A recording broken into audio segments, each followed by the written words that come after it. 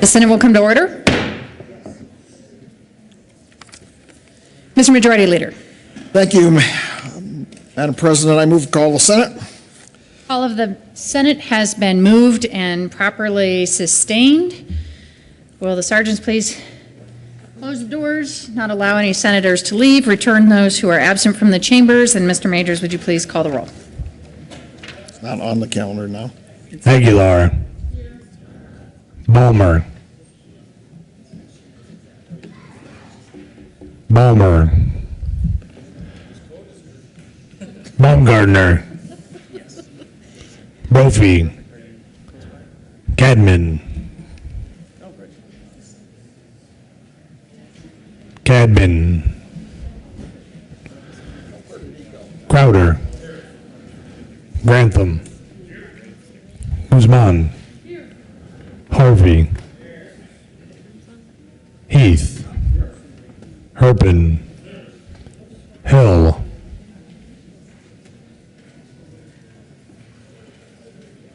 Hill. Hodge. John. Johnston. Jones. Kafalis. Kerr.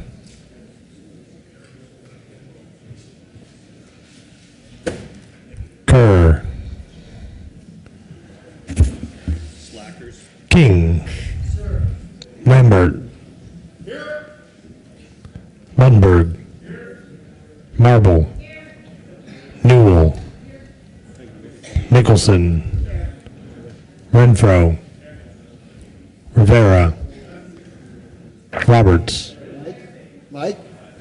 Shuffle.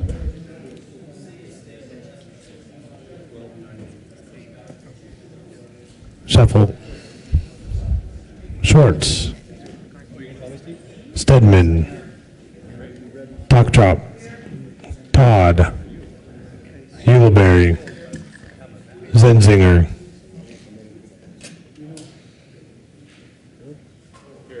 Zenzinger.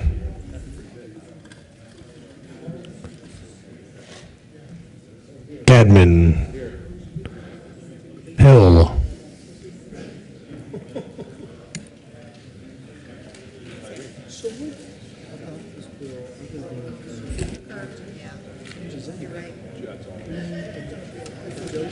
Kerr.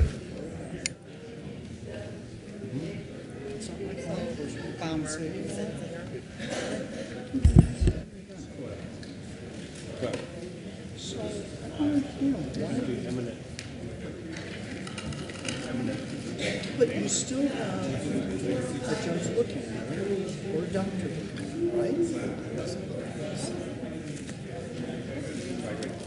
Zenzinger. That's why I said I'd do it. If I don't balance, if I don't feel something, well, I'm all good with it. I am with them 99% of the time. It's this type of stuff. In a sense, would say, what do you think of this? Or a knife, or stick. No, I think that's absolutely right. Well, so he's right.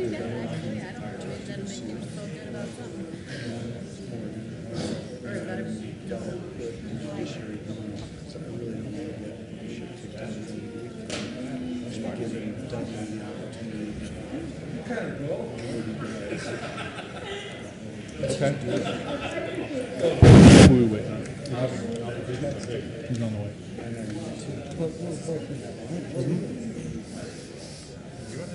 Give Jared a mile too. Robert, tomorrow we got to go over the rule. Probably this year. The best thing.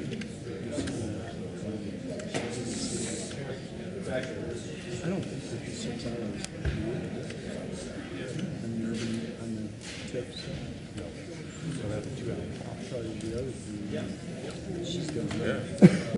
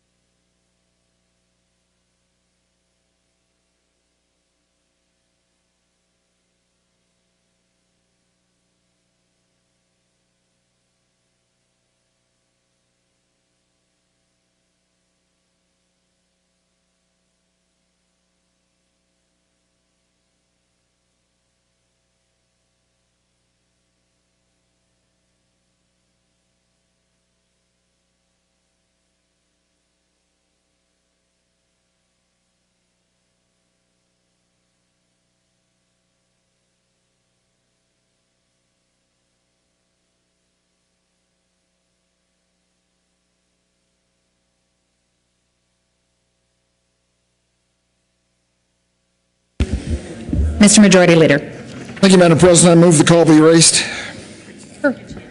Heard the motion. All in favor say aye. Aye. Opposed, no. The ayes have it. The call will be raised. Members, I have an announcement before we get too much further started. We have ordered dinner from Maggiano's, which will be here around 6.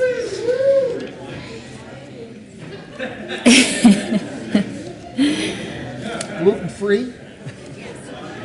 All of us are well taken care of.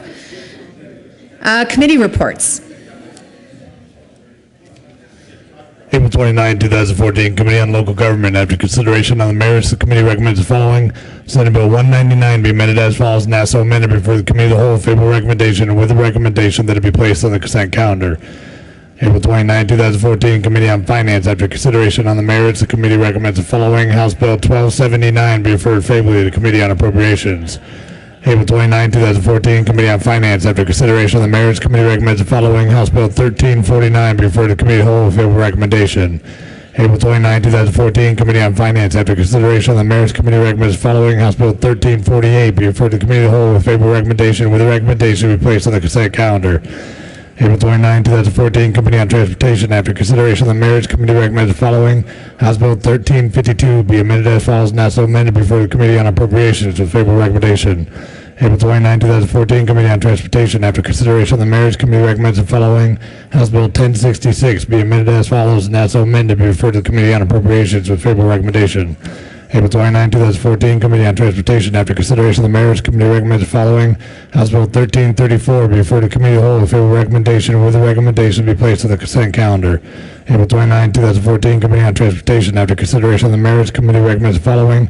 House Bill 1301 be amended as follows, and so amended before the Committee on Appropriations with favorable recommendation. April 29, 2014, Committee on Finance. After consideration of the merits, committee recommends the following. House Bill 1311 be amended as follows, and so amended before the Committee on Appropriations with favorable recommendation. April 29, 2014, Committee on Finance. After consideration of the merits, committee recommends the following. House Bill 1373 be referred favorably to Committee on Appropriations.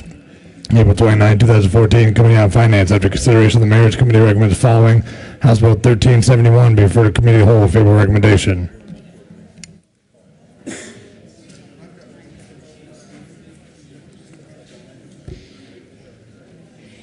The message from the House. April 29, 2014, Madam President, the House has postponed indefinitely Senate Bill 13. The bill is returned herewith.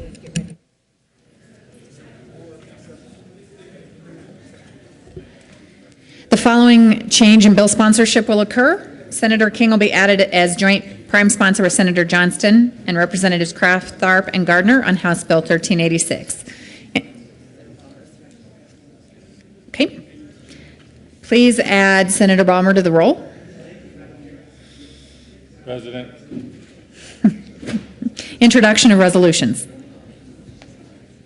Senate Joint Resolution 39 by Senator Heath and Representative Hollinghorst concerning changes to the joint rules of the Senate and the House of Representatives and in connection therewith establishing rules to differentiate a budget request as an operating budget request reviewed by the Joint Budget Committee, a capital budget request reviewed by the Capital Development Committee, or an information technology budget request reviewed by the Joint Technology Committee. Mr. Majority Leader. Thank you, Madam President. I move that SJR 39 be laid over until Friday, May 2nd. For the motion, all in favor say aye. Opposed, no. Ayes have it. Senate Joint Resolution at 39 will lay over until Friday, May 2nd. Introduction of bills. Senate Bill 218 by Senators Ulibarri and Marple and Representatives Singer and Mountain concerning requiring a conviction record for a marijuana offense that would have been legal under Section 16 of Article 18 of the state constitution and is sealed when a person applies for the record sealing. Judiciary. Senate Concurrent Resolution 5 by Senator Schwartz, submitting to the Register of Electors of the State of Colorado an amendment to the Colorado Constitution concerning a requirement that a portion of the petition signatures for an amendment to the Colorado Constitution be gathered from voters who reside in each Colorado congressional district, and in connection therewith excluding the repeal of an amendment passed prior to 2015 from the requirement. State Veterans and Military Affairs. House Bill 1386 by Representatives Kraft, Tharp, and Gardner, and Senators Johnston and King concerning conforming definitions in Section 2765-102 CRS to task force recommendations. Judiciary. Thanks, Pat, for that. That helped me. General orders, second reading of bills. Senator Guzman. Thank you, Madam President. I move that the Senate resolve itself into committee of the whole for the purpose of considering general orders, second reading of bills calendar. You've heard the motion. All in favor say aye. Opposed, no. The ayes have it. The Senate will resolve itself into a committee of the whole for purpose of considering general orders, second reading of bills calendar, and Senator Guzman will take the chair. Thank you. You're very welcome. Thank you. The Senate will come to order, the committee will come to order. The court rule is relaxed. Mr. Majority Leader. Thank you, Madam Chair. Members, we've passed out a revised order for the calendar for the second reading. There's only going to be one change made to that. We're moving Senate Bill 195 up so that it will follow Senate Bill 197. So to make it official, I move that we proceed through general orders in the following order. House Bill 1294, House Bill 1298, 1317, 1356, Senate Bill 205, Senate Bill 197, Senate Bill 195, House Bills 1350, 1300, 1093, 1175, 1326, 1310, followed by Senate Bill 190, and then Senate Bill 203, then followed by House Bill 1316, 1292, then Senate Bill 193, Senate Bill 172, 177, 178, and at the end will be House Bill 1009. You've heard the motion. All those in favor, please say aye. Aye. Those opposed, no. The ayes have it, and we will proceed in that order. Mr. Majors, would you please read the title to House Bill 1294? House Bill 1294 by Representative Murray and Senator Stedman and John concerning student data collection privacy protections administered by the Department of Education. Senator Stedman. Thank you, Madam Chair. I move House Bill 1294, and there are no committee reports, but there's a couple floor amendments. Thank you, Senator. There are amendments on the desk. Mr. Majors, would you please read Amendment L022 to House Bill 1294? Amendment L022 to House Bill 1294. Senator Stedman. Thank you, Madam Chair. I move Amendment L022, and this strikes one phrase in the bill that we had been requested by the Colorado Association of School Boards to remove, and it has to do with data that the Department of Education is prohibited from collecting. And that prohibition contained an exception for if there was a criminal act committed at a school. And everyone agrees that in that instance, it's going to be local law enforcement and the local school districts that are going to have such records. The Department of Education really wouldn't, and it's not necessary to have that exception to the prohibition about them collecting criminal records. And so we're taking that out with this amendment. Ask for an aye vote. Is there any discussion to L022? Seeing none, the motion before the body is the adoption of L022 to House Bill 1294. All those in favor say aye. Aye. Those opposed, no. The ayes have it, and the amendment is adopted. There is another amendment on the desk. Mr. Majors, could you please read Amendment L019? Amendment L019 House Bill 1294 by Senator Sheffel. Senator Sheffel. Thank you, Madam Chairman. I would move Amendment 19 to 1294. Colleagues, we heard this in committee and we're supportive of the bill. And so the concept of sharing data around the idea of selling, and what we did is expand that in Amendment 19 to not only include just selling data, but selling, trading, gifting, or monetizing, including those in the prohibition. Ask for an aye vote. Senator John. Thank you, Madam Chair, and I would ask for an aye vote on L019. Any further discussion? The motion before the body is the adoption of L019 to House Bill 1294. All those in favor say aye. Opposed, no. The ayes have it, and the amendment is adopted. Senator Stedman. Thank you, Madam Chair. House Bill 1294 is called the Student Data Privacy and Transparency Act, and this sets out state policy for the Colorado Department of Education regarding the privacy of student data. And this is a pretty significant topic right now. We all know that we're using a lot of data on students in our public schools to drive decision-making and to have programs and practices that we know are effective for improving the quality of education in our public schools. There's a great deal of data we collect on students on a daily basis at both the school district and departmental level. This bill deals only with the Colorado Department of Education and their privacy policies, their data security policies, and it requires an update and improvement to those practices, sets out some pretty important principles around when student data, including personally identifying information, would be available to contractors or researchers or other people. The goal here is to have a clear and protective privacy policy. The department would also create guidelines for local school districts so that they can adopt and improve their own data privacy policies and data security plans, but that would be something left to local school boards. This bill really concerns the Department of Education and its practices. We've worked with CDE on this. We've worked with a number of stakeholders. I think everyone agrees this is an important bill that we really need to have in place so that we do have the proper policies to protect and safeguard sensitive data that we collect on students for a variety of legitimate reasons. And I am just happy to see the bill in this form and to encourage you to vote in favor of protecting student data privacy. Any further discussion on House Bill 1294? Senator John, and then I'll go to you, Senator Thank you, Lemon. Madam Chair. And, you know, this has been a big topic in the in our world down here, and I think that, you know, we've had a lot of parents that have expressed a lot of concern over the security measures that are used to protect the student privacy.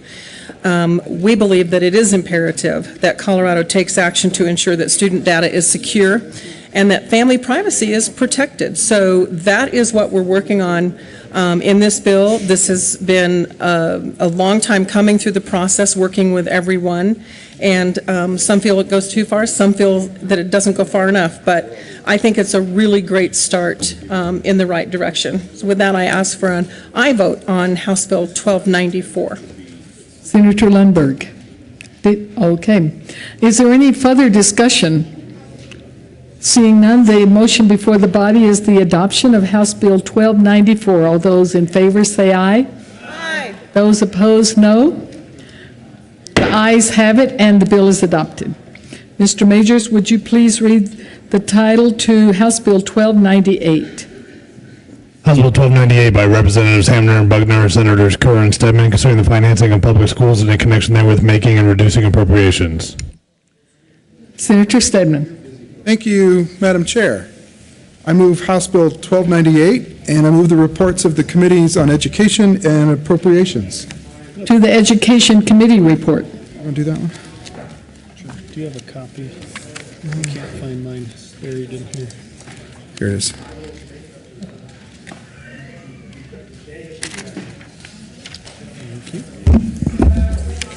Senator Kerr. Thank you, Madam Chair. In the Committee of Education, we added in funding for full-day kindergarten, that we're raising that from a 0.58 factor to a 0.6 factor. We also struck the language that prioritized certain kindergarten funding above preschool funding.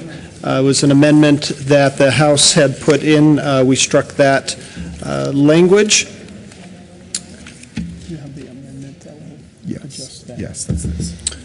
We did some work around the floor funding charter schools, which we actually need to do a little bit more work around.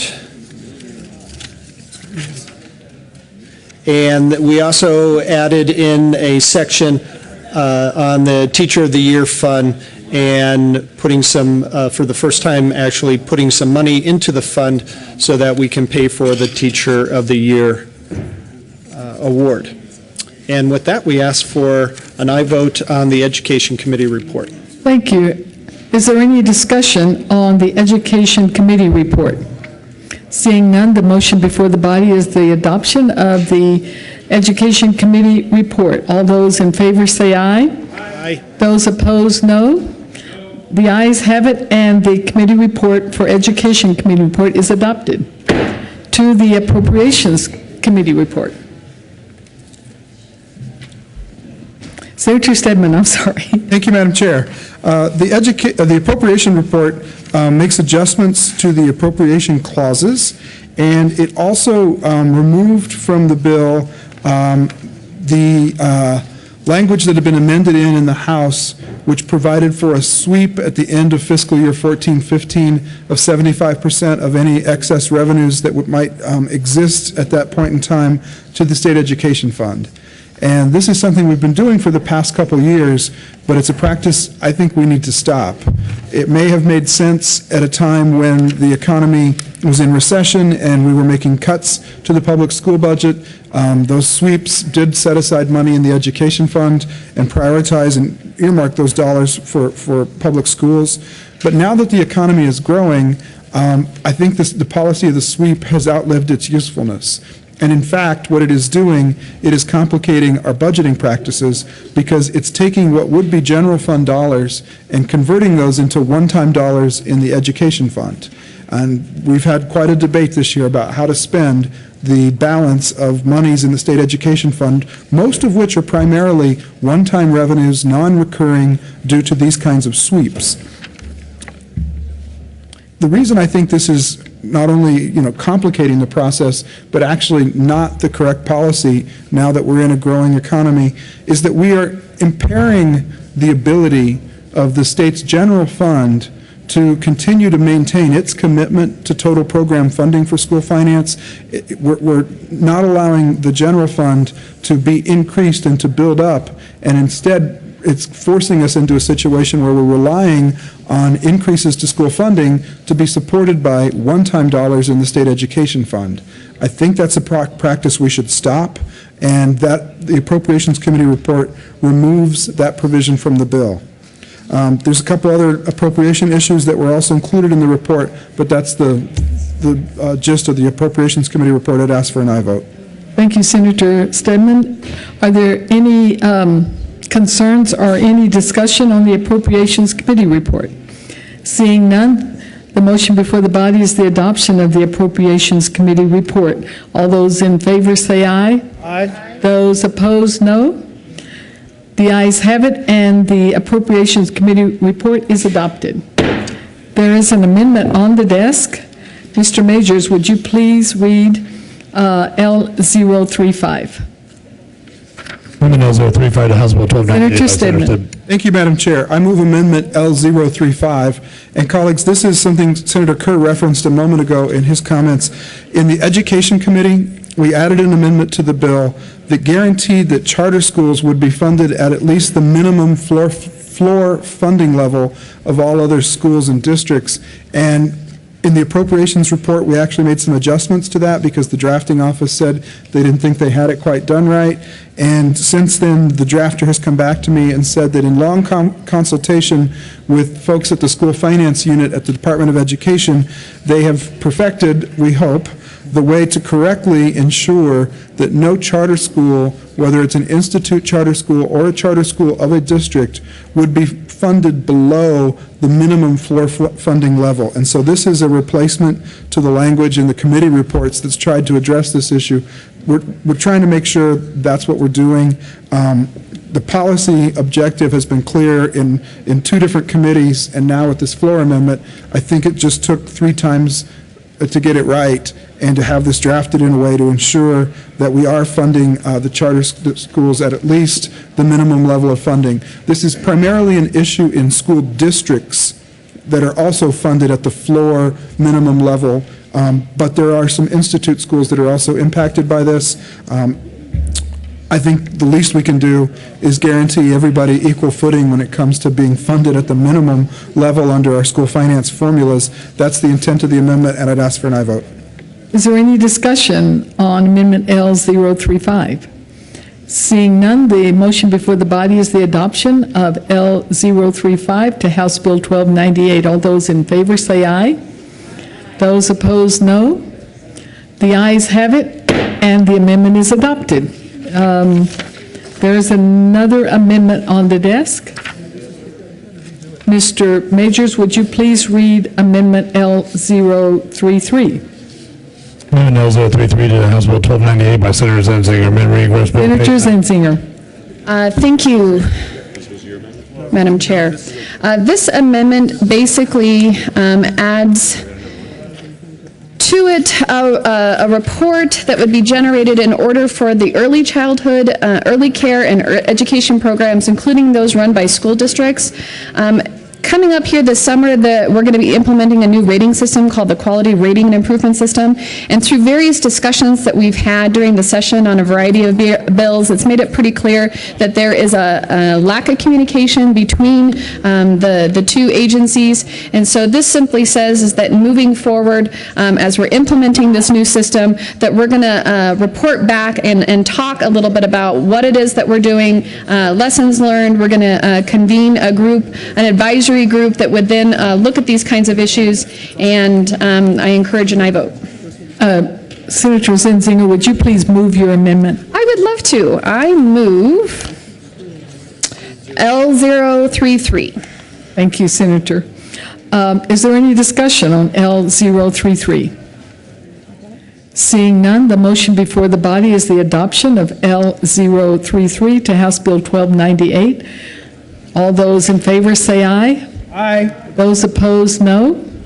The ayes have it, and the amendment is adopted. Senator Stedman and Kerr to the bill. No. Okay. Okay, I think it's all right. Senator Kerr. Thank you, Madam Chair. So with House Bill 1298, we have the School Finance Act, which we pass every year, and making sure that we as a state are making an investment in our future, an investment in our students, an investment in what we are willing to do as a society and as a state to make sure that our students are well prepared for the 21st century.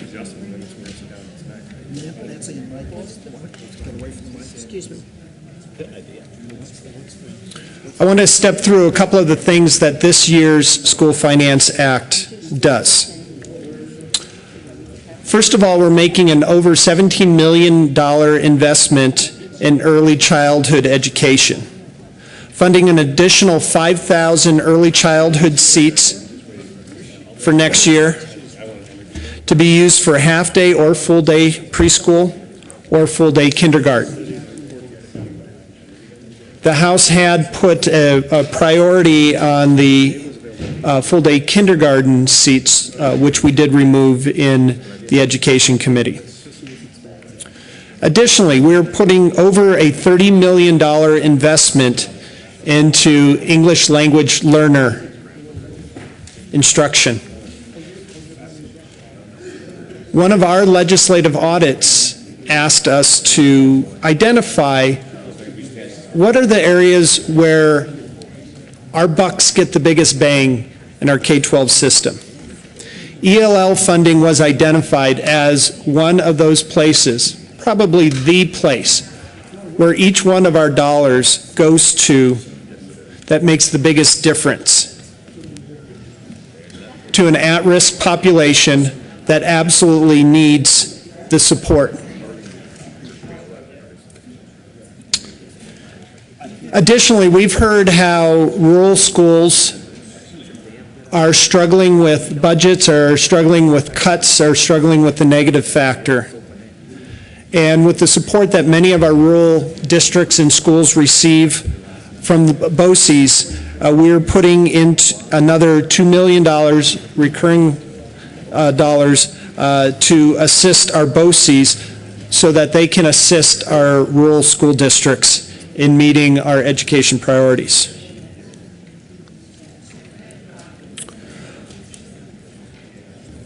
One of the things that you really have to get into the numbers to find out, and we've all heard about it this year, on the negative factor, and are we fully supporting students in our state? House Bill 1398, this year's School Finance Act, makes an investment of $252 million going into what some people call the negative factor, what is known as that factor which is making it tougher for our school districts, our teachers, to provide the education that's necessary. So I want to make it very clear, when we hear about people talking about the negative factor and putting more money into the negative factor and buying down the negative factor, House Bill 1298 very specifically makes a $252 million investment and buy down in the negative factor. So with that, I ask for your support. This is not everything that we should be doing. I believe it's everything that we can be doing at this time. I certainly hope that future school finance acts we're able to continue down the road that we've been on for the last couple of years here in really working on buying down the negative factor, fully funding our schools, and improving the opportunities for all of our students. With that, I ask for your support for House Bill 1298. Any further discussion? Seeing none, the motion, Senator Sheffel. Madam Chair, remember the Sergeant.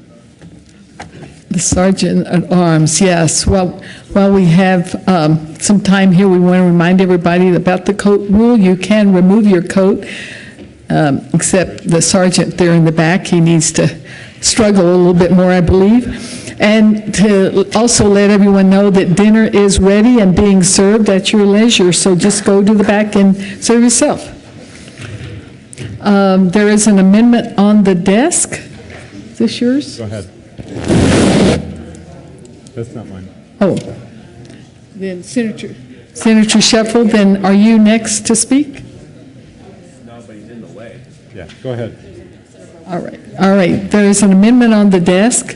Mr. Majors, would you please read L034? Senator Brophy. Thank you, Madam Chair. I move Amendment 34. Members, Amendment 34 is what I found to be a great idea when I heard it offered as House Bill 1262 by Representative Priola. And what Amendment 34 does is it creates a program where we will pay highly effective teachers that are part of the 191 process, deemed highly effective, to go into low-performing schools, an extra bonus effectively to go into these schools or to stay in these schools if they already are a highly performing teacher in one of these low-performing turnaround schools. And I think that is so critically important because all of the studies and common sense show that the most important component in a quality education is an effective teacher at the front of the classroom.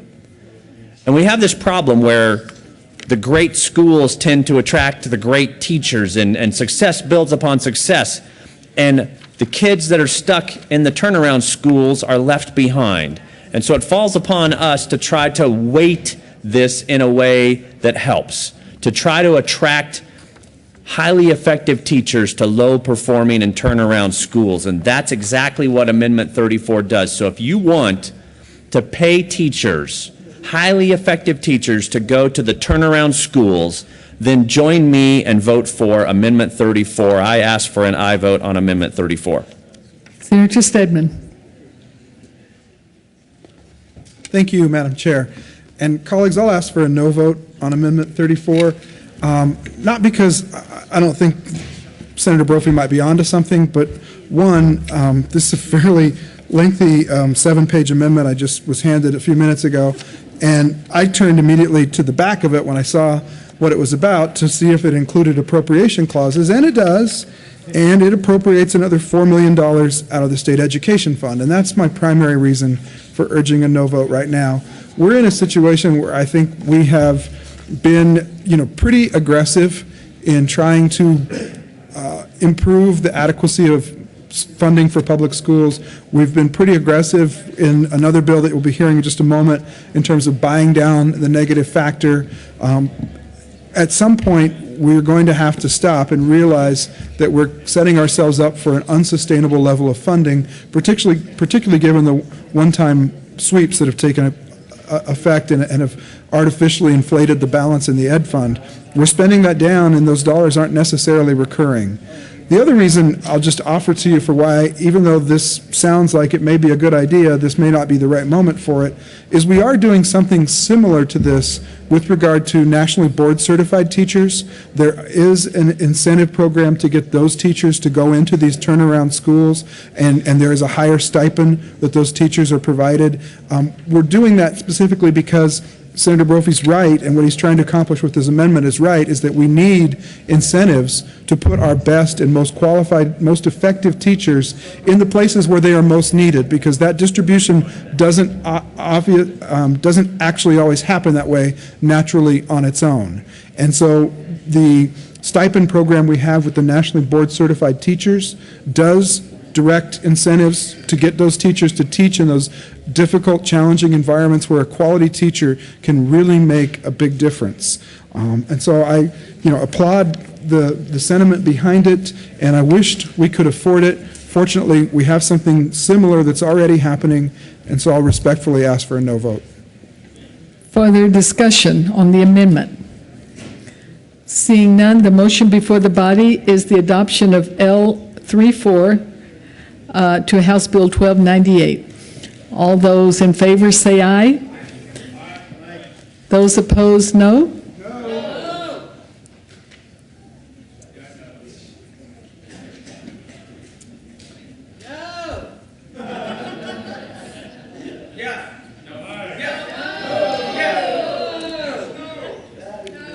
The noes have it.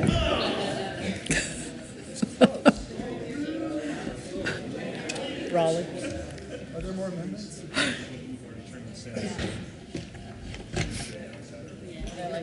Senator Stedman, are we back to the bill?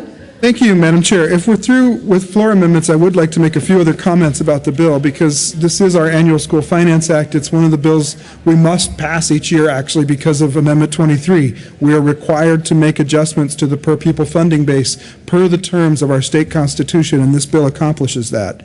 But this bill does a lot more to make a difference in the funding of our public education system and make a difference in the educational outcomes of students in Colorado schools. And the piece of the bill I'm most pleased with and glad to see that it is intact as it is passing here tonight is the fact that we are expanding the e-care program. This is funding to allow at-risk young children to attend a quality preschool program or a full-day kindergarten program through their local school district. We know that investing in early childhood education is one of the best investments we can make in terms of return on investment. The early years are the time to intervene and to make sure children are learning vocabulary, are learning their alphabet, their letters, their colors, their numbers, their shapes. Quality preschool programs make a huge difference in the educational attainment of young children, and we've been slowly building the funding for the Colorado preschool program for many, many years now. We have a wealth of data from that program to show what a difference it makes when you take a child from a low-income household or a child who has various risk factors that qualify them for the program and ensure they get a quality early childhood experience. We've seen this in our CSAP testing, or whatever those tests are called now. The data is there to show that this is a really smart investment. And House Bill 1298 increases the cap on the number of children each year that are allowed to be served in quality early childhood programs by 5,000 slots. And thanks to the legislation that Senator Hudak and I started last year, these new early childhood slots are flexible at the discretion of local school districts to serve either 4-year-old children in preschool, and in some cases 3-year-olds, or to serve 5-year-old children with an extra half day of kindergarten so they're attending a full-day program. Local school districts know best. They're changing demographics and the ages of kids that are enrolling, and providing these preschool slots to them through the e-care program gives them the benefit of making a decision how to allocate them within their district to best serve local needs. I think this is one of the bright spots in this year's School Finance Act. There's a lot of other things you could talk about in terms of BOCES or teacher awards and recognition, but really the early childhood investment here is going to pay off for Colorado's future, and I'm a strong supporter of that and would encourage your aye vote on House Bill 1298. Any further discussion? Majority Leader Heath? We're waiting on a fiscal note.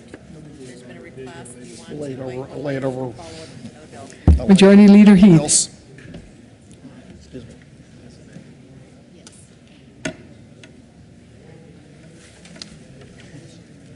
I just move we lay it over. Yeah, as amended. Yep.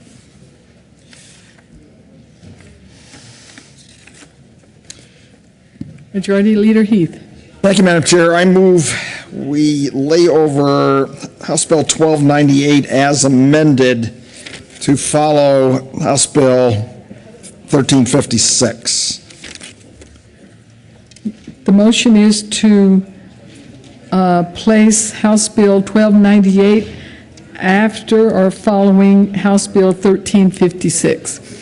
All those in favor say aye. Aye. Those opposed, no. The ayes have it, and the bill will be laid over. Mr. Majors, could you please read the title to House Bill 1317? House Bill 1317 by Representative Duran, Senators Nicholson and Gonzalez, concerning modifications to the Colorado Child Care Assistance Program in connection therewith, aligning eligibility and authorization, addressing affordability by reducing co-payments, improving provider reimbursement rates, increasing access to quality care, improving technology infrastructure administration, and making an appropriation. Senator Gonzalez. Thank you, Madam Chair, and good afternoon, good evening, colleagues.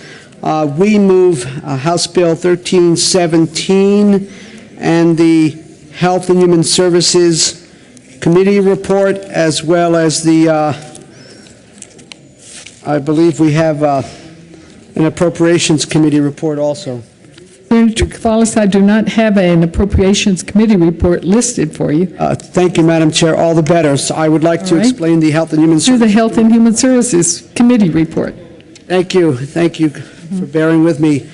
Colleagues, the HHS Committee report on April 24th. If you look at page 1 of the committee report, the first paragraph there refers to the provider rates, section 3 in the bill, page 8 of the re-engrossed bill, and basically what this is doing that's substantive, it's saying that the counties need to work with the child care providers as well as with the Department of Human Services to look at ways to increase reimbursement rates to the child care providers to get us to a better place of equal access in terms of the child care assistance program or the CCAP program. The next part of the HHS committee report basically is a technical change, lines 9 and 10, to make sure that a bill that we previously passed in this legislature, that we are not undoing that. So this has to do with aligning eligibility and authorization to have more consistent child care and avoid gaps.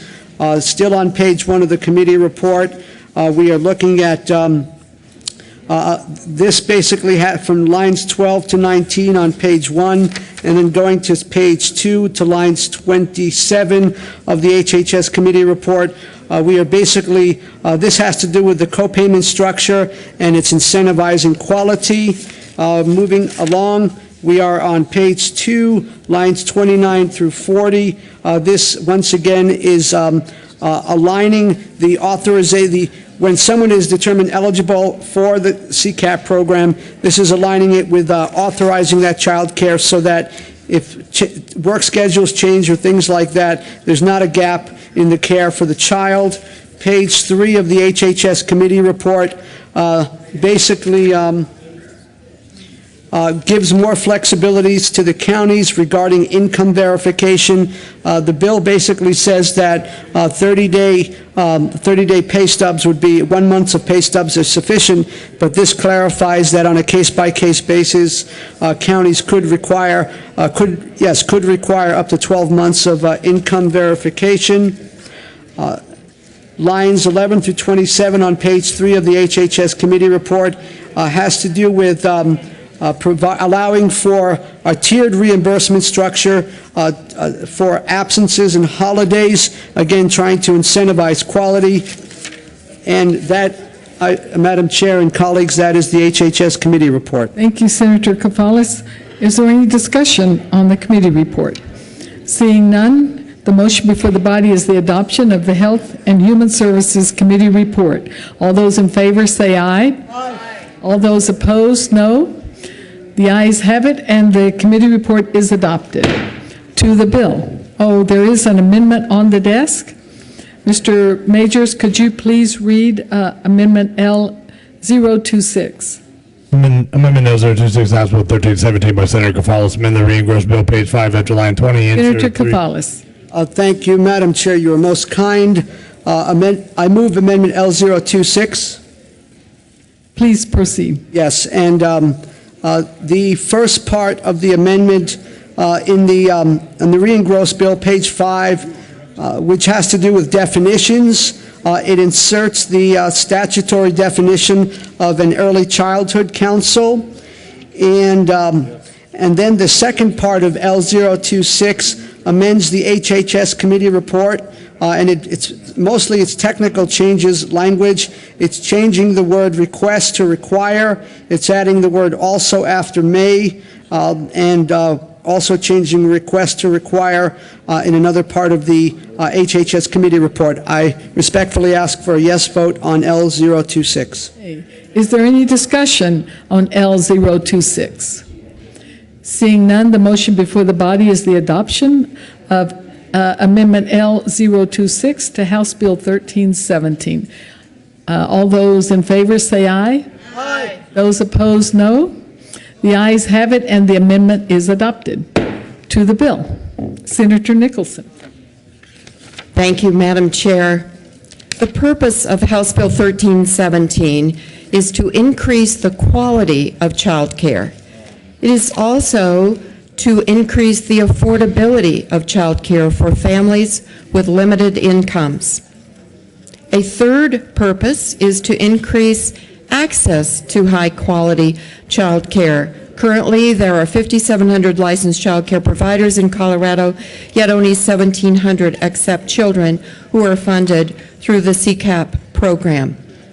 And finally, 1317 makes it easier and more affordable for child care homes and early learning facilities to enroll CCAP-eligible children. Thank you. Is there any more discussion on the bill? Seeing none, the motion before the body is the adoption of House Bill 1317. All those in favor say aye. Aye. Those opposed, no. The ayes have it, and the bill is passed and adopted.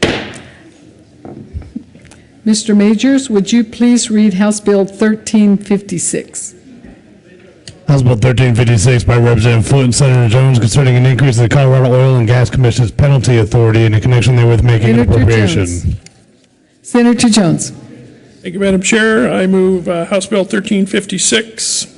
Members, this is an update to the penalties for oil and gas operators. The last time penalties have been increased was when Eisenhower was President of the United States.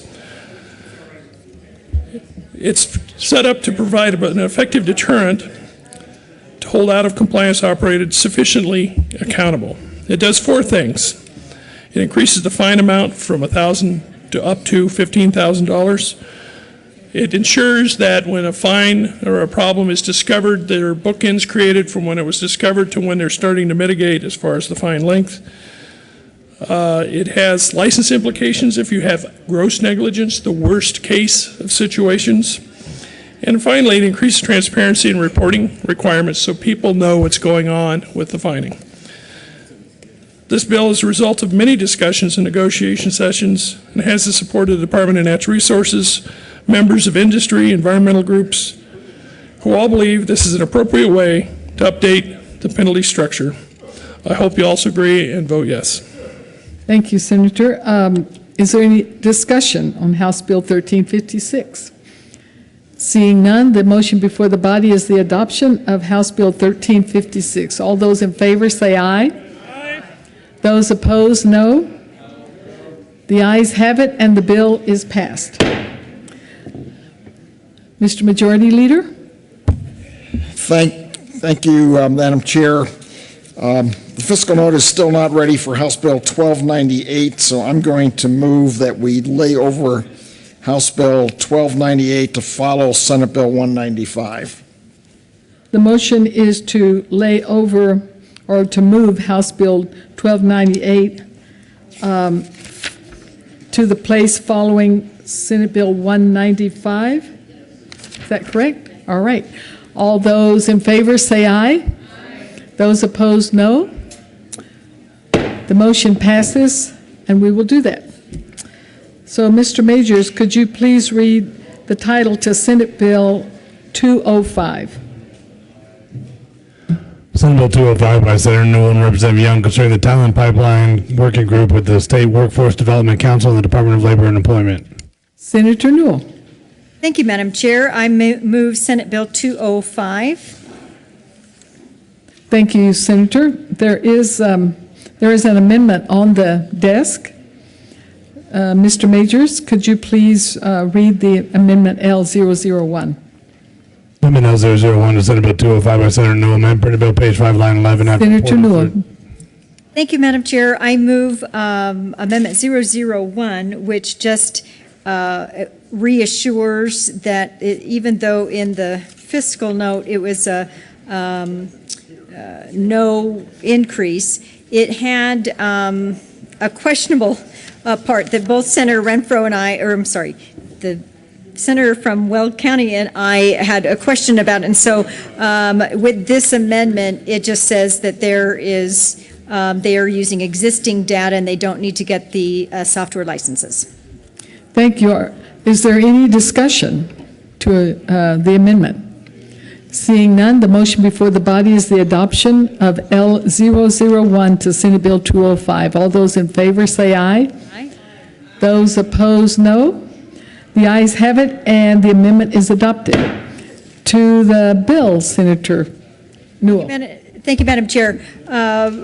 Senate Bill 205 is the talent pipeline issue that some of you have been hearing about. I've been working on this for the last few years with the Colorado Technology Association. And one of the issues that we are finding in the state now is that in some of the key industries like the IT industry, or the high demand occupations, we have a 0.3% unemployment rate. And what that means is that we've got now the jobs, but we don't have the people to fill them with the qualified skills. So this basically just uses the existing work group within the Workforce Development Task Force or Council, and it has private sector at the table, it has higher ed, K through 12, economic development and workforce development all at the table, and this just sets them up for creating the recommendations for how to fix this problem. Part of it is the lack of our growing our own, so to speak, so that we don't have sometimes the right curricula that's in either the K through 12 or higher ed, and this puts it all into one place. So we have one convener, and we're making sure that everybody's at the table. They come back with the talent report with those recommendations to solve this problem, and that's Senate Bill 205. Is there any discussion on Senate Bill 205? Seeing none, the motion before the body is the adoption of Senate Bill 205. All those in favor say aye. Aye. Those opposed, no. The ayes have it, and Senate Bill 205 is adopted. Mr. Majors, could you please read the title to Senate Bill 197? Senate Bill 197 by Senators Jones and Herb and Representatives Foot and Kraftharp concerning the high performance transportation enterprise transparency. Senator Jones. Thank you, Madam Chair. I move Senate Bill 197, and we have some amendments. There is thank you, Senator. There is an amendment on the desk. Mr. Majors, would you please read L001? Amendment L001 to Senate Bill 197 by Senator Jones, amendment printed bill page 13, line 13, after cost add and at page 13. Senator Herpin. Thank you, Madam Chair. L001 eliminates the requirement that the HPTE include in its annual report to the Transportation Committees of the General Assembly information regarding the private partner's internal rate on invested equity. Thank you, Senator. Is there any discussion on L001? Senator Herpin? Madam Chair, I move L001. Thank you. Is there any discussion? Seeing none, the motion before the body is the adoption of L001 to Senate Bill 197. All those in favor say aye. Aye. Those opposed, no. The ayes have it, and the amendment is adopted. There is another amendment on the desk. Mr. Majors, would you please read L013? Amendment L013 to Senate Bill 197 by Senator Jones, amendment printed bill page. Senator Herpin. Thank you, Madam Chair. Amendment 013 clarifies that the requirement of the 10% shared back revenues from a public-private partnership project be expended to support transit in the project applies only to the net user fee revenues shared back to the transportation enterprise. I move 013. Thank you, Senator Herpin. Is there any discussion? Seeing none, the motion before the body is the adoption of L013 to Senate Bill 197. All those in favor say aye. Aye. Those opposed, no. The ayes have it, and the amendment is adopted. There is another amendment on the desk. Mr. Majors, could you please read L015? Amendment L015. Senator Jones. Thank you, Madam Chair.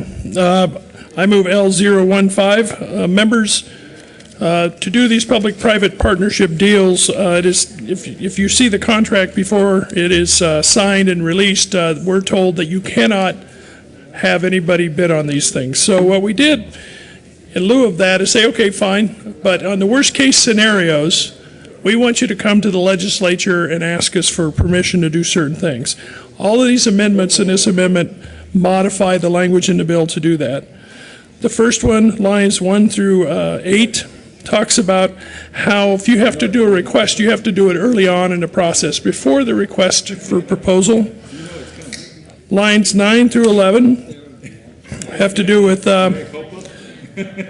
making sure that we only consider in the resolution approving this what the people asking for the change want, no more. The third part of this is lines 10, 11, and that I went through that, excuse me. So if I go down to lines 14 through 19, this is language the construction industry wanted to make it clear that this loss of compensation assumes that the private partner's risk is transferred to the public. We come in and approve those kinds of things. And then finally, lines 20 through 29 tell us that the public highway authorities and the regional transportation authority do not have to come in for these requests. We're trying to get at increased capacity roads, not brand new toll roads with this approval process, and so we're limiting it in that way. I'd ask for a yes vote. Is there any discussion on L015? The motion before the body is the adoption of L015. All those in favor say aye. Aye. Aye. Those opposed, no. The ayes have it, and the amendment is adopted. To the bill, Senator Jones. Thank you, Madam Chair. I think we all agree that people need to know what's happening with their roads and not have surprises. That's particularly true with these public-private partnerships that have long terms and big costs. The problem, as you might know about, on US 36 is that a lot of this information came out very late in the process. People were wondering what happened. And what we want to do is to avoid that. So people learn about the process as they go along. the worst-case scenarios that might be in there. The applicants have to come to us to ask for that ahead of time. And finally, that if the state gets some money shared back, that's a small portion of that 10% is going to go to mass transit or getting people around outside of their cars, transportation demand management. The whole idea is over the long term of these projects, with our population projected to double by 2050, we've got to get a lot smarter about how we move people around, and that 10% helps with that amount. So I'd ask you to vote yes. I think this is really, really important to let people know what's going on. My personal feeling is if we'd had this in US 36, this process, we'd have had a different, probably a different outcome and far less acrimony and aggravation.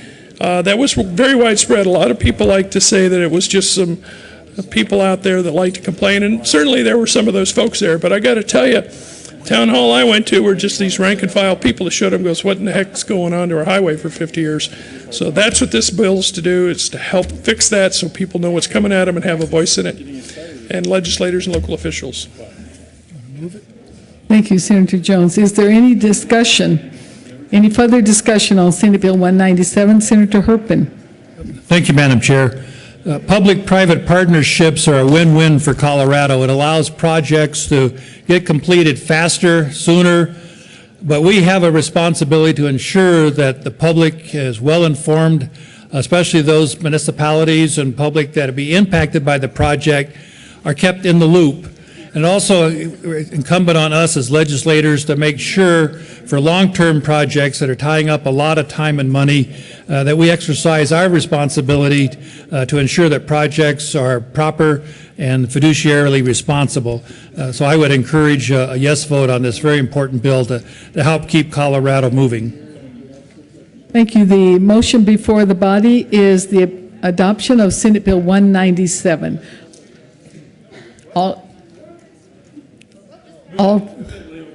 All those in favor? Senator Minority Leader Cadman? Go ahead. There is confusion on the floor. Minority Leader Cadman? Oh, thank you. Thank you, Madam Chair. There's not really confusion. We're just multitasking. If you hadn't done the math yet, there's 220 bills left in 8 days, 7 days to get it done. I'm supporting this bill. Why are we here? Why are we here? What is this bill about? I promised I wouldn't use the term fast or disaster, so I'm not. I will not use the term fast or disaster. Some found it offensive. Did I get to? We're here, I think, to correct a problem that we created ourselves in February of 1999 when we passed a bill that created these frankly unfettered transportation enterprises. We promised that if we created these autonomous commissions that we would end up with results that nobody had any oversight of. There was no accountability, and that the people would let us know their displeasure. That was a prediction. It came true. It came true. A great leader once said, an error is not a mistake unless you refuse to correct it. I think we made somewhat of an error then. I appreciate the opportunity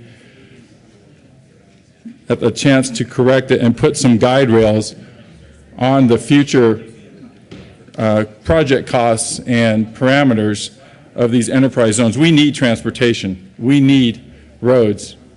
We have not funded one penny of general fund into transportation in, 30 years? 20 to 30 years? And at one point in the state, it was about 20% of what we spent. 20% of the general fund at one point was going into transportation. Obviously, we need alternative methods to pay for transportation. These public-private partnerships have become a vital tool for that. And I think this transparency and this accountability that this bill provides gives us an opportunity to encourage public participation in these along the way so that we don't end up in the same situation on the next project and the next project and the next project. I appreciate the work that my colleagues have done on this. Obviously, my colleague from El Paso County and our colleague from Boulder colleagues, right? excuse me, and would ask for your support of this bill. Really appreciate all the work from the stakeholders that have come to the table in the last, well, it's been hours, because that's how this has been going with only a few days to go, to get this many amendments done, to make significant changes to a bill. Took a lot of effort, a lot of work. Definitely thank the drafters as well and everybody that's been involved. Am supporting this bill, will continue to support the bill, and would appreciate and encourage your aye vote. Majority Leader Heath. Thank you, Madam Chair, and let me just add my sentiment to those expressed by Senator Cadman. We've had a great coming together over this, and it's taken a lot of work. I think we all experienced the pain that came out of the 36 negotiations, and the fact that the public did not feel like that they were adequately informed. And as Senator Cadman said, I can stand up here and say we did not. When we passed this bill and allowed the state to do public-private partnerships, we did not put any legislative oversight in it, and we clearly need it, and this does it, and I think it does it in a reasonable and responsible way that will allow the HPTE and CDOT to proceed with these projects that we all agree are absolutely necessary if we're going to do our major infrastructure projects in the future. So my thanks to the bill sponsors for putting a lot of time and effort into this, and for all that were willing to come together and sit down and come to, I think, a very, very satisfactory conclusion that will allow us to have the legislative oversight that we need, and that will allow the public to know early on what is transpiring and what the plans are, and I think will result in a much better product. So thank you all very much, and I would encourage you to support the bill. Any further discussion? Senator Jones. Thank you, Madam Chair. Well, just one comment. If you believe, like I do, that people should know what's going on with their roads with no surprises, the ones they use day to day, vote yes. Thanks. And thanks to the drafter, Jason Geilander. He did a great job. Any further discussion on Senate Bill 197? Seeing none, the motion before the body is the adoption of Senate Bill 197. All those in favor, please say aye. Aye. Those opposed, no. The ayes have it, and the bill is adopted. Mr. Majors, would you please read the title to Senate Bill 195? Senate Bill 195 by Senators Nicholson and Renfro and Representative Singer and Sonnenberg concerning a study of the phreatified growth along the South Platte River in the aftermath of the September 2013 flood. Senator Nicholson. Thank you, Madam Chair. We move Senate Bill 195 and the Local Government and Appropriation Committee reports. To the Local Government Committee report. Thank you, Madam Chair. The Local Government Committee report says that the board is authorized to accept and expend gifts, grants, and donations, and the funds are to be credited to the Colorado Water Conservation Board Construction Fund. Thank you. Is there any discussion on the Local Government Committee report? Seeing none, the motion before the body is the adoption of the Local Government Committee report. All those in favor say aye. Aye. Those opposed, no. The committee report is adopted. To the Appropriations Committee report, Senator Nicholson. Thank you, Madam Chair. The Appropriations Committee report directs the Colorado Water Conservation Board to conduct the preliminary stages of the study outlined in the bill to determine whether it's appropriate to proceed with a more comprehensive study on phreatophytes in response to the flooding in September of 2013. It also authorizes funding for the study through an existing appropriation of cash funds from the CWCB Construction Fund for Phreatophyte Control Cost Sharing Grant Program. Is there any discussion on the Appropriations Committee report? Seeing none, the motion before the body is the adoption of the Appropriations Committee report. All those in favor say aye. Aye. Those opposed, no. The Appropriations Committee report is adopted. To the bill, Senator Renfro. Thank you, Madam Chair. My colleagues were wondering if I was just standing up here for fun or if I was going to speak, so I'll speak to the bill. Yeah, they said I was the window dressing, so. This bill, what we're doing here, the flood committee had testimony through the year, through all the meetings that we had after the flood in northern Colorado. And at times we had people come up and talk about the fear of what's going to happen to the weed population and the phreatophyte population after the flood and the spreading of the seeds because of the flood. And where will the new growth be? Will it exponentially be within the next year? And had concerns around that. And so that's where this idea came from, and it came out of the flood committee to study the relationship between high groundwater and the non-beneficial consumptive use by phreatophytes and weeds along the South Platte River after the flood. And so this is, the funding will, if they decide to do this study, will come through the, what's that, the Colorado Water Conservation Board. well, it'll, what, I can't recall what the name of the,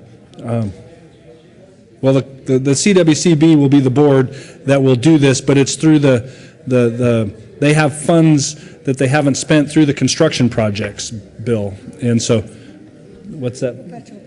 The perpetual base account is what it's called. Thank you, Senator. I apologize for not knowing the name of that account. And so the department can look at this and do this, and so we'd ask for an aye vote on this bill. So the motion before the body is the adoption of Senate Bill 195. Senator Rivera.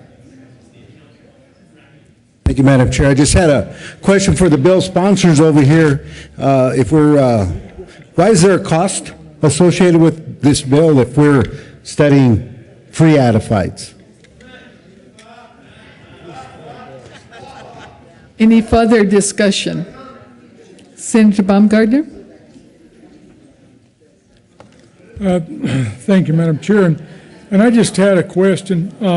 If I remember correctly, and I could be wrong, didn't we address the phreatophyte problem, or wasn't there money in the long bill to address this issue? Senator Renfro. There are other funds in the long bill, but like we said, the funding through this will go through that perpetual fund, and so there are funds already out there. So it's not in the general fund itself or the long bill where it came from. It's from, but it is in the budget already, and this is funds that of the projects bill that they didn't use, so they have funds within the projects bill that are left over that they can use for this. Thank you. Any further discussion? The motion before the body is the adoption of Senate Bill 195. All those in favor say aye. Aye. Those opposed, no. The ayes have it, and the bill is adopted. Majority Leader Heath. Thank you, Madam Chair. We still do not have the fiscal note to Senate Bill, or House Bill 1298, so I'm going to move it to follow House Bill, 1326. So the motion before the body is to move House Bill 1298 to follow House Bill 1326. All those in favor say aye. Those opposed, no. The ayes have it, and we will place House Bill 1298 following House Bill 1326. Mr. Majors, could you please read the title to House Bill 1350? House Bill 1350 by Representative Ferrandino and Senator Kerr concerning modifications to the criteria for regional tourism projects approved by the Colorado Economic and Development Commission through the Colorado Regional Tourism Act and in connection therewith making and reducing appropriations. Senator Kerr. Thank you, Madam Chair. I move House Bill 1350 and the Appropriations Committee report. To the Appropriations Committee report. Thank you, Madam Chair. The Appropriations Committee report simply updates the language and changes it from reducing appropriations to unappropriation. I ask for an aye vote. Is there any discussion? The motion before the body is the adoption of the Appropriations Committee report. All those in favor say aye. Aye. Those opposed, no. The ayes have it, and the Appropriations Committee report is adopted. To the bill, Senator Kerr. Thank you, Madam Chair. House Bill 1350 modifies some language on a bill, an act that we passed a few years back, the Regional Tourism Act.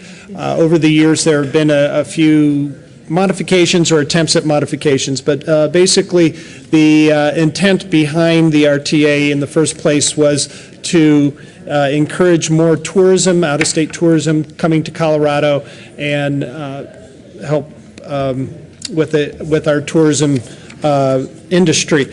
So a few of the things, right now there are 3 projects that have been approved and are in place, and I want to make it very clear that nothing in House Bill 1350 is meant to look back and change any of the already approved projects.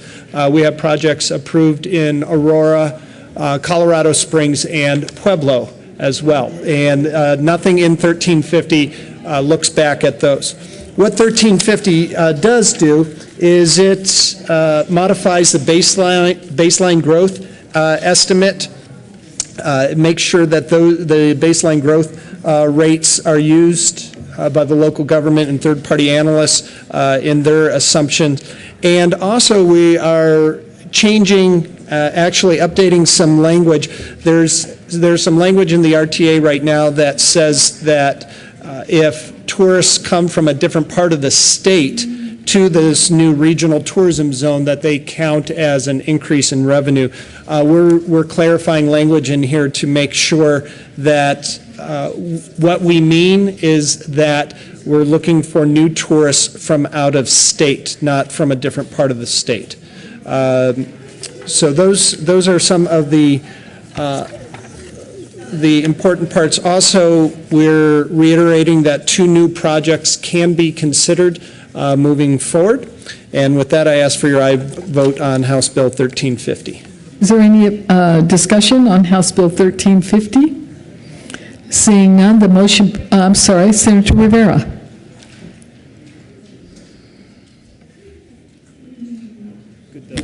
Thank you, Madam Chair. I believe this bill is something that can benefit cities, well, especially Pueblo, I got to be honest with you. I think this is an excellent bill to build up a tourist industry down there in town with our HARP project that we have, and even tied into the Southwest Chief. This could have tremendous effect down here in Pueblo, so I would respectfully ask for an aye vote. Senator Roberts. Thank you, Madam Chair. I actually had a question for the bill sponsor. And knowing that the 3 projects that have been funded have been on the Front Range, just kind of wondering, when you have and I know there's been efforts on the Western Slope that have not been successful on this. So and tourism, quite honestly, happens a little bit more out on the Western Slope than the Front Range. So I'm trying to see, we have more beer.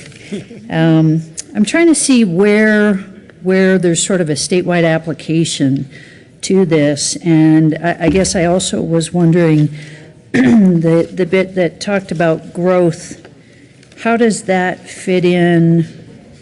I was wondering, is that population growth that you're talking about there? Where it says on page 4, line 25, Office of Economic Development shall consider the growth rate in the area included in the proposed regional tourism zone during the previous 5 calendar years at a minimum. So if you're not a highly populated area or not growing at any particular speed rate, does that negatively impact you when you apply for one of these? Senator Kerr. Thank you, Madam Chair. Thank you, Senator. So everything in here that talks about growth rate is actually going back to baseline growth rate. The growth rate is growth in sales tax revenue above the base year revenue. So when it's talking about growth, it doesn't mean in population, it means in tax revenue.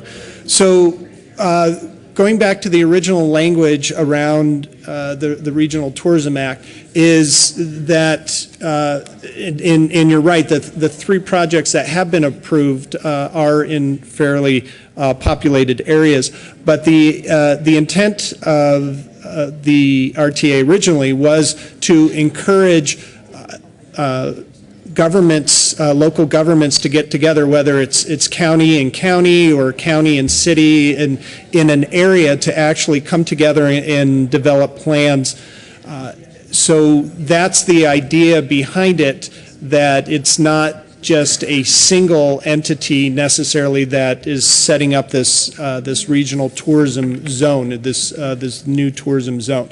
So there's no specific language saying that it has to be any particular area, but every local government in Colorado is eligible to put together these plans and to make an application, and that's actually what a lot of the language that's in the in statute right now is facilitating that, and how the OEDIT can help facilitate getting those different entities coming together to work on a project together.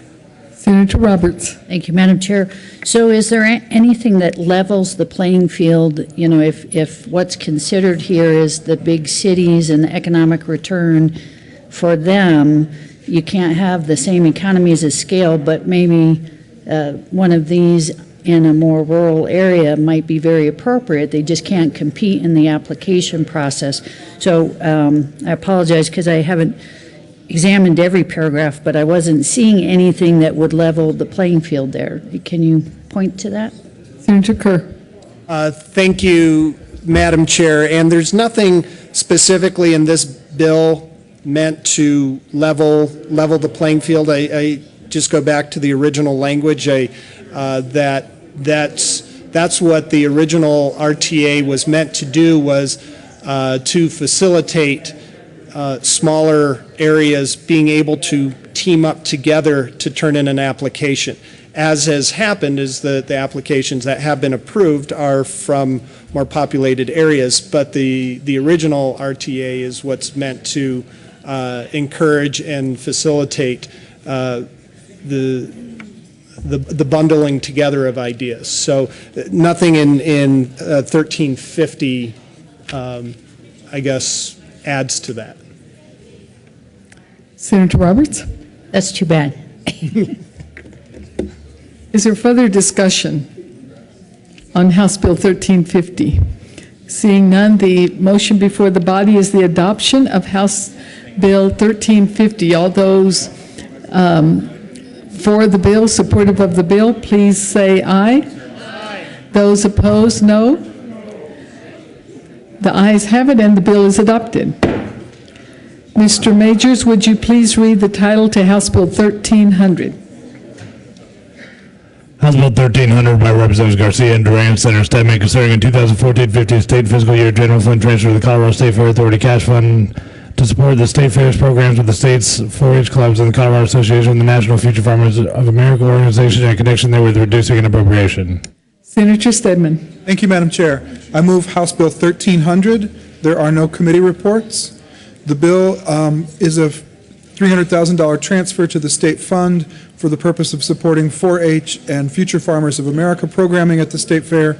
I ask for an aye vote. Is there any discussion? Seeing none, the motion before the body is the adoption of House Bill 1300. All those in favor say aye. Those opposed, no. The ayes have it, and the bill is adopted.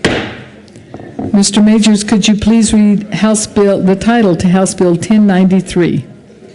House Bill 1093 by Representative Duran, Senator Newell, concerning the establishment of the Creative District Community Loan Fund and a connection therewith making and reducing appropriations. Senator Newell.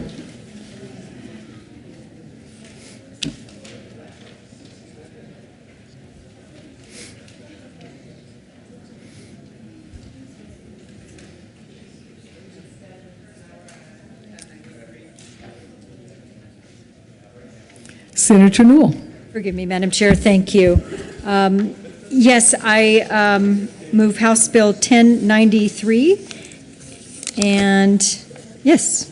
And the Business, Labor, and Technology Committee report? And the Business, Labor, and Technology Committee report. Okay. Thank you. Thank you, Senator. To the Business, Labor, and Technology report. Thank you, Madam Chair. Oh, yes. This amendment was put on with the help of the Bankers Association to make sure the priority, if there were liens, the priority of the liens were heightened. And so it is for the Bankers Associations to feel good about the liens. Hey, is there any discussion on the Business, Labor, and Technology Committee report? Seeing none, the motion before the body is the adoption of the Business, Labor, and Technology Committee report for House Bill 1093. All those in support, please say aye. Aye. Those opposed, no. The ayes have it, and the committee report is adopted.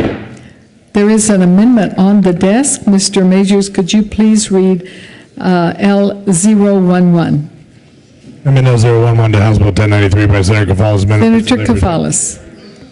Thank you, Madam Chair. I move Amendment L011. Thank you, Senator. Would you like to proceed? Yes, thank you, Madam Chair. Colleagues, this amendment is mostly a technical amendment in the bill, in House Bill 1093, in the legislative declaration. It makes reference to community development financial institutions. However, it refers to them as finance institutions. So we are changing finance to financial, and we are also saying as described in statute, because we have, there is a statutory definition for a CDFI, Community Development Financial Institution, and that is Amendment L011. Is there any discussion on L011? Seeing none, the motion before the body is the adoption of L011 to House Bill 1093. All those in favor say aye. Aye. Those opposed, no. The ayes have it, and L011 is adopted. To the bill, Senator Newell. Thank you, Madam Chair. House Bill 1093 addresses an issue with the increased connection between the arts and economic development in urban centers across the country that has resulted in an establishment of over 90 arts districts, otherwise known as cultural districts, in the last 20 years. And I'm sure most of you know, because many of you have these in your own districts. A creative district is a geographic area within a municipality or in a county that is either an existing hub of cultural facilities and arts-related businesses, or an area that contains a vacant property suitable for redevelopment for such a hub. And we started in 2011, we started the procedure for the division to create a creative district, and now we have some who are in line, and this is the Community Loan Fund. It's been reduced to $100,000 over 2 years, and it is a match from private dollars, and I ask for an aye vote. Is there discussion? Senator Baumgartner? Thank you, Madam Chair. And I did hear this bill in committee, and I had several questions, and wanted to talk to you a little bit about what this does. It basically, again, it sets up this Creative District Community Fund, and some of the stuff that we talked about in committee is it takes about 2 years to set up the priority list on how these are all going to work. And the questions were asked was who was going to be in charge of figuring out which one of the projects and how they would be chosen, and who would say which one was first, and so on and so forth. Also, one of the things that I was concerned about was the local government impact for municipalities and counties with a creative district, and a project fund with the loan, local government revenues and expenditures are probably going to increase. So there's going to be more money going out in these local communities than it's actually, I think, is going to be coming in. The other thing that I was concerned about was the fiscal note that let me go back over here. No, wrong fiscal note. Apologize for that. There was also a question about this high-cost community, let's see, the high-cost fund. Let me find, Mile High Community Fund, and how that was going to be involved with that, and also the $100,000 general fund to the Creative Community District Loan Fund that is in the Governor's Office of Economic Development and International Trade. It just seems that we're continuing to put money into these things, and if it's going to be a fund that's going to help the local districts, that's fine. But I'm concerned that we've got this Mile High Community Fund that's connected to the Governor's Office, and it just seems like there's a lot of hands in this pot, and we're not sure how it's all going to work. So I'm going to ask for a no vote on 1093. Is there further discussion? Seeing none, the motion before the body is the adoption of House Bill 1093. All those in favor, please say aye. Aye. Those opposed, no. The ayes have it, and the bill is adopted. Mr. Majors, could you please read the title to House Bill 1175? House Bill 1175 by Representatives Fields and Pabon and Senator Johnston concerning studying strategies for successful ongoing recruitment of minority teachers in public schools and in connection therewith making and reducing appropriations. Senator Johnson. Thank you, Madam President. I move House Bill 1175 on second reading. Ask for an aye vote. Is there any discussion? Seeing none, the motion before the body is the adoption of House Bill 1175. All those in favor say aye. Aye. Opposed, no. The ayes have it, and the bill is adopted. Mr. Majors, could you please read House Bill 1326? House Bill 1326 by Representatives Primavera and Scott and Senator Hodge concerning tax incentives for alternative fuel trucks and in connection therewith making an appropriation. Senator Hodge. Thank you, Madam Chair. I move House Bill 1326. There is no committee report. Any discussion? Seeing none, the motion before the body is the adoption of House Bill 1326. All those in favor say aye. Aye. Those opposed, no. The ayes have it, and the bill is adopted. Mr. Majors, could you please read the title to House Bill 1310? Okay. Hang on a minute. What? Oh, Majority Leader Heath. Thank you, Madam Chair. I'm just looking at this. We didn't do 1316. We're at 1310. Okay, so I'll move it after 1316. Okay. We're waiting for King. I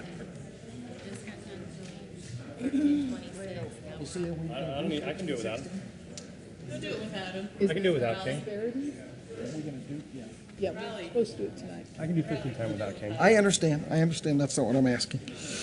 Senator Majority Leader Heath. Thank you, Madam Chair. We still have not got the fiscal note on House Bill 1298. So let's now move it to follow House Bill. Let's do it after Senate Bill 203. 203.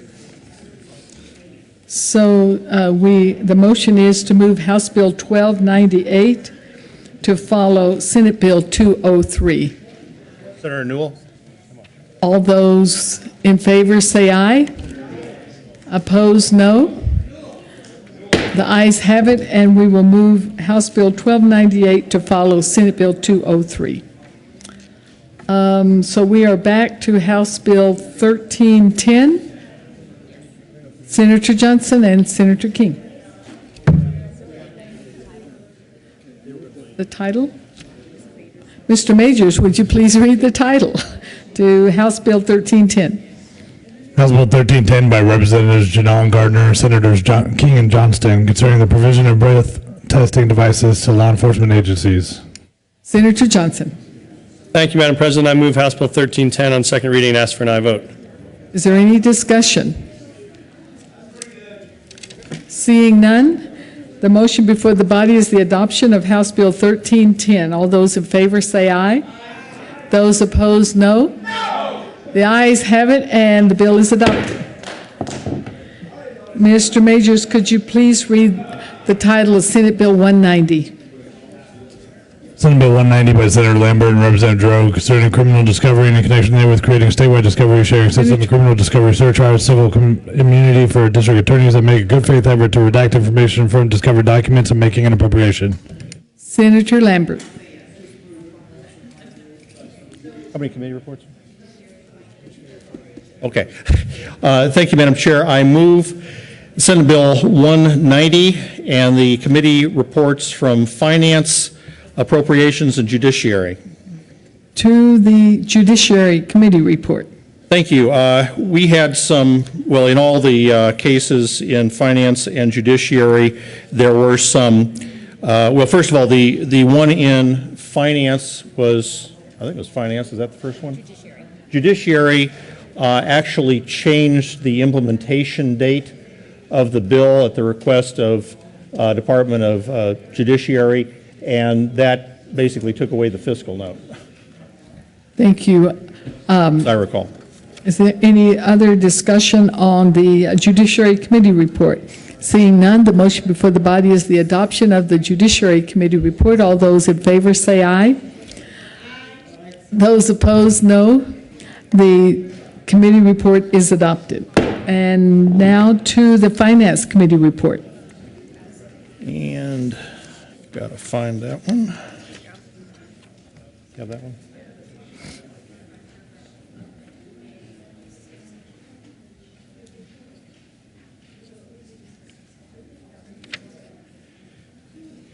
Thank you, Madam Chair. The, and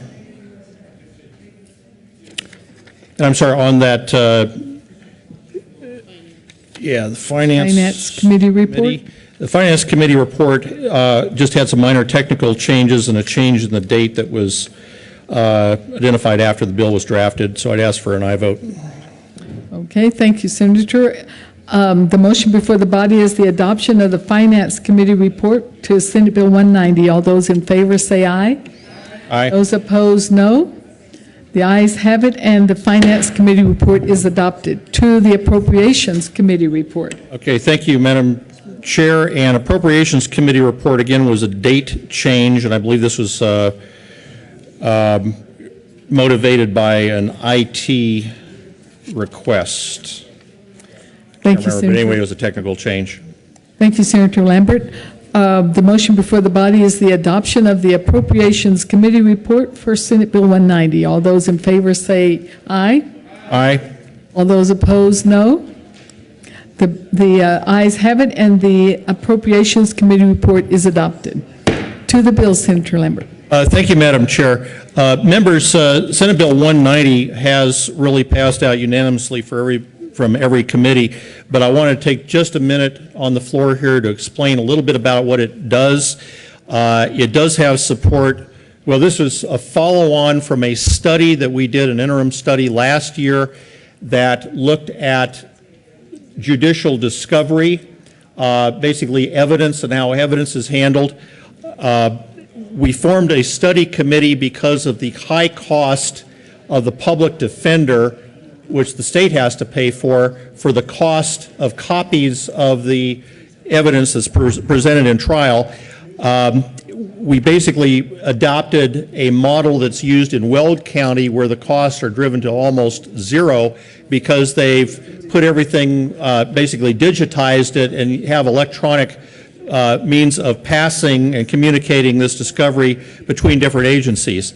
After the study was completed, there was very, very strong support from everybody across the state, from the Attorney General's office to the Supreme Court Administrator, the State Public Defender, all of the other ancillary judicial departments, from the from law enforcement and from district attorneys because of the reduction of the cost. And what they have recommended to the Budget Committee is this bill, which actually goes forward to create the software for the electronic discovery system. As we proceed forward with this, this very well could be the first effective electronic discovery system in the country. It also, with about a $5 million investment, should in the long term cut costs to the state by multiples of that $5 million and save a lot of money in the long run. So I just wanted to explain that to the body as we go forward with this. I ask for your aye vote and appreciate your attention. Senator Stedman. Thank you, Madam Chair, and I want to rise in support of this bill sponsored by the Joint Budget Committee. This is a very important bill, and it solves a problem that the Budget Committee has been grappling with for a number of years, where we've seen increasing costs in the state budget for state agencies that we fund in performing their role in the criminal justice system. Their appropriations for discovery have been going up and up and up. And in looking at this over the past several years and grappling with it, we started to see some things that looked like cost shifting to the state budget that was occurring from local district attorneys' offices, where they were increasing their costs for photocopies and research and retrieval on discovery requests because, you know, all budgets were tight. And getting control of this in the state budget and now not allowing these costs to continue to inflate and costs to be shifted to the state budget from local jurisdictions, I think is an important thing. This will also make sure that we have a modern system to manage all of the documents, all of the pieces of evidence that are involved in criminal prosecutions to ensure that justice can be efficiently administered through the right to discovery that criminal defendants have in our system. And so Senator Lambert is absolutely right when he says by putting this in place and getting a handle on this now, using technological solutions, we are going to avoid ever-increasing costs that we're shifting to the Office of the Public Defender and the Office of the Alternative Defense Counsel. And I think this is, you know, one of the things that you can point to this year where the state is making investments in critical infrastructure that are going to serve us well into the future and avoid costs in the future. This is for efficient government. This is a smart budgetary move, and I'm glad to see this bill moving forward. Senator Lambert. Thank you, Senator Stedman, for those words. And it's important to notice also that this is not just saving the state money, it's saving the district attorney's money. The entire judicial process will probably benefit from this, including private defendants that have to pay for the cost currently of evidence that's being used against them. This should drive costs down across the board. So I would ask an aye vote for Senate Bill 190. Is there any further discussion? Seeing none, the motion before the body is the adoption of Senate Bill 190. All those in favor say aye. All those opposed say no. The ayes have it and the bill is adopted. Will the clerk please read the title to Senate Bill 203? Senate Bill 203 by Senators Lambert and Newell concerning the Office of the Respondent Parties Counsel in cases of alleged child abuse or neglect. Senator Lambert. Thank you, Madam Chair. I move Senate Bill 203 and Judiciary. The Judiciary Committee report. To the Judiciary Committee report. Thank you, Madam Chair. And this one also changed the implementation date from the basically an end of the fiscal year date to a January date to allow the implementation more gracefully, and it also moved out the fiscal note. So I'd ask for a aye vote on the Judiciary Committee report. The motion before the body is the adoption of the Judiciary Committee report. All those in favor say aye. Aye. Any opposed say no. The ayes have it. The report is adopted. To the bill, Senator Lambert. Thank you, Madam Chair. And the reason we don't have an Appropriations Committee report is because the Judiciary Committee report wiped it out. So that's a good thing. The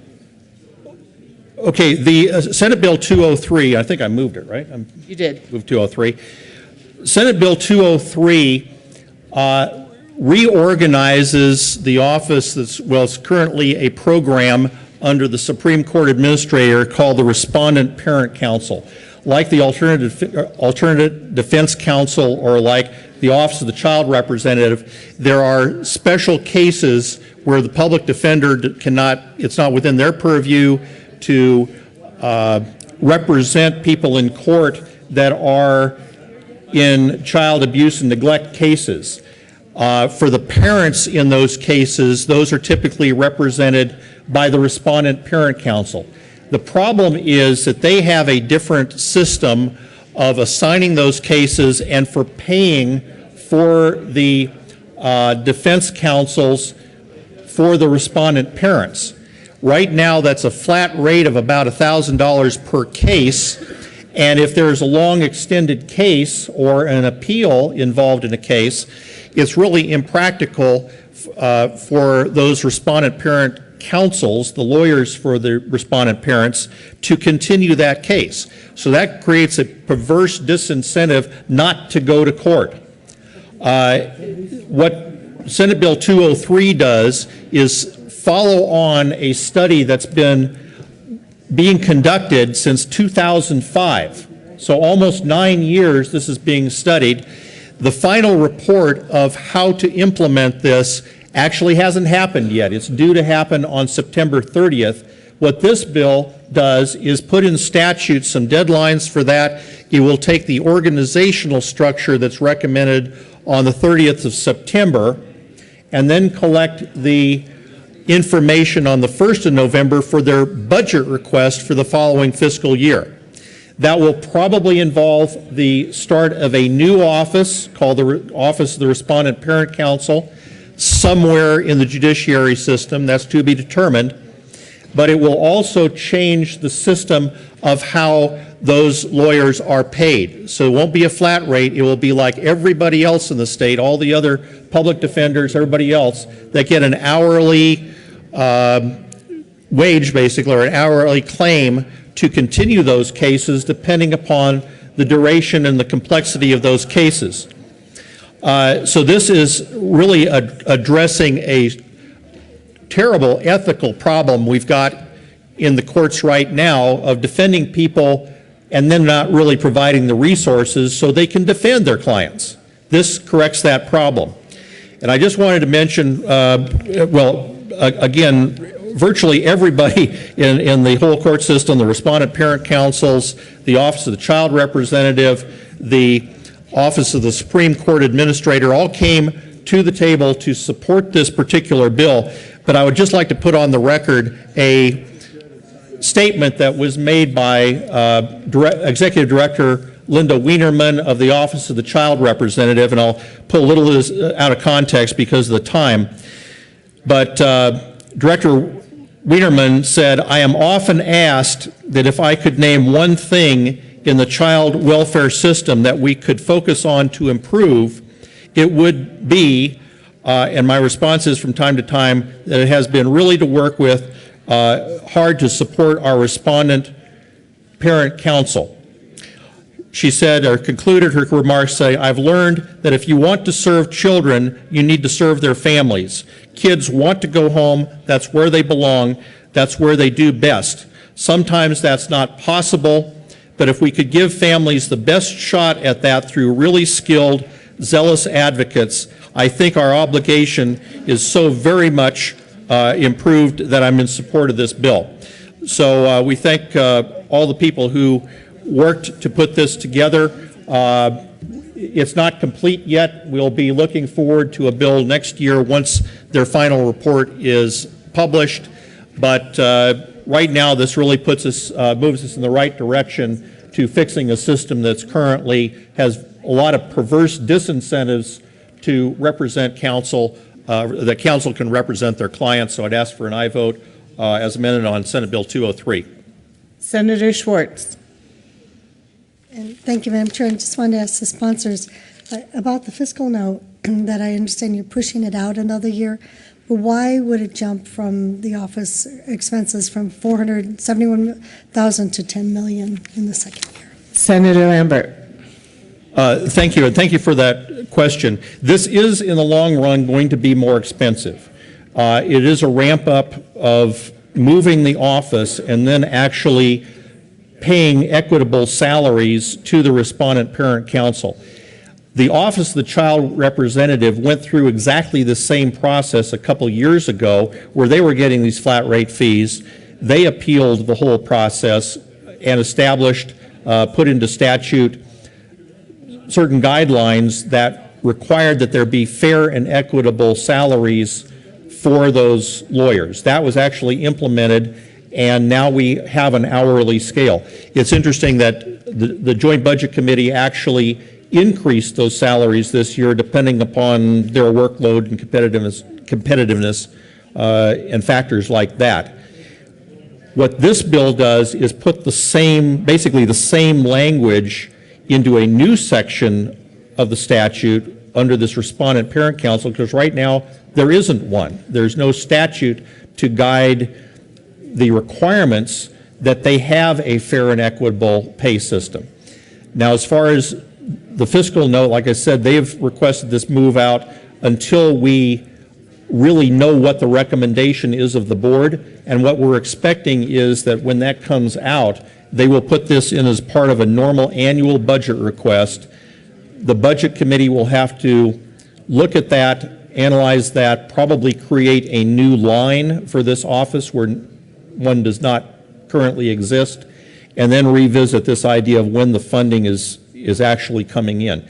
So this gives us some time to actually receive the final report from the Respondent Parent Council Study Commission, which involves actually a couple dozen representatives from counties and all the different stakeholders in this. So when they have their recommendation, that's when we actually restart the process and start committing money later down the road. Senator Roberts. Thank you, Madam Chair. And I just want to say, when I was practicing law, I had worked in this role. And so I just want to say I appreciate the good work of the senator from Colorado Springs. These are the most difficult cases. I've been guardian ad litem and respondent parents council, and by far respondents parents council is more challenging, and it is critically important for the children in this state. So thank you. Senator Newell. Thank you, Madam Chair. I just wanted to add that it's been a privilege to work with the Senator from Colorado Springs on this. This is one of the issues that when I came into office in 2009 was one of the requests of the Office of Child Representatives that they believed that this was so desperately needed. And these are the cases to help defend the parents who are responding to their allegations, and they can't afford it. They are very complex, as the other senator was mentioning, and this is a much needed hole out of the gap in the system in order to make sure that not only the kiddos are safe, but that the best job that we can do in keeping families together are also intact. So I just wanted to add that also it came out of Judiciary and Appropriations unanimously. Senator Lambert. Thank you, Madam Chair. And this is important because it really is changing the way this occurs. And I would like to thank my co-sponsor also, since we have a mutual admiration society here. But really, I have not done anything in this particular area before, and you had a lot of contacts that were very valuable in putting this together, especially the OCR and those discussions. And I think your point was probably the most important, that these are indigent people who are assigned counsel by the state. It's probably the poorest of the families who are unable to defend themselves, to keep their families intact, and to have that kind of representation in court. It's unacceptable to have that kind of different level of representation when you're talking about family unity, bringing families together. And, you know, we just can't have that kind of disparity in the law. So I think that's the whole point of this bill, and I'd, again, ask for an aye vote. Is there any further discussion? Seeing none, the motion before the body is the adoption of Senate Bill 203. All those in favor say aye. Any opposed say no. The ayes have it. Senate Bill 203 is adopted. Will the clerk read the title, please, to Senate House Bill 1298? House Bill 1298 by Representatives Hamner and Buckner and Senators Kerr and Stedman concerning the financing of public schools and in connection therewith making and reducing appropriations. Senator Stedman. Thank you, Madam Chair. I move House Bill 1298. We debated the bill a while ago, and there was a request for a new fiscal note. That fiscal note has come back. It is unchanged. It merely notes the new amendments that have been added, but there's no change to the fiscal impact, no adjustments required to the appropriations, and I think it's time we pass this bill. Is there any further discussion? Seeing none, the motion before the body is the adoption of House Bill 1298. All those in favor say aye. Aye. Any opposed say no. House Bill 1298 is adopted.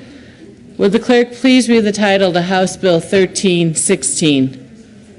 House Bill 1316 by Representatives Williams and Salazar and Senators Gilberry and Guzman concerning methods to determine whether disparities involving certain historically underutilized businesses exist within the state procurement process and in connection therewith commissioning a study to make such determination, requiring the Department of Personnel to track contracts awarded to historically underutilized businesses and making and reducing appropriations. Senator Guzman. Thank you, Madam Chair. I move House Bill 1316 on second reading and ask for an aye vote. The motion before the body is the adoption of House Bill 1316 on second reading. All those in favor say aye. Any opposed say no. The ayes have it, and the bill is adopted. Oh, Senator Guzman. The bill was adopted? Okay. It's been adopted. House Bill 13 creates a study to determine whether or not disparities involving certain historically underutilized businesses exist within the state procurement process. And the bill commissions a study to make such determination and requires the Department of Personnel to track contracts awarded to historically underutilized businesses. So this bill is a bill that we feel would be very helpful in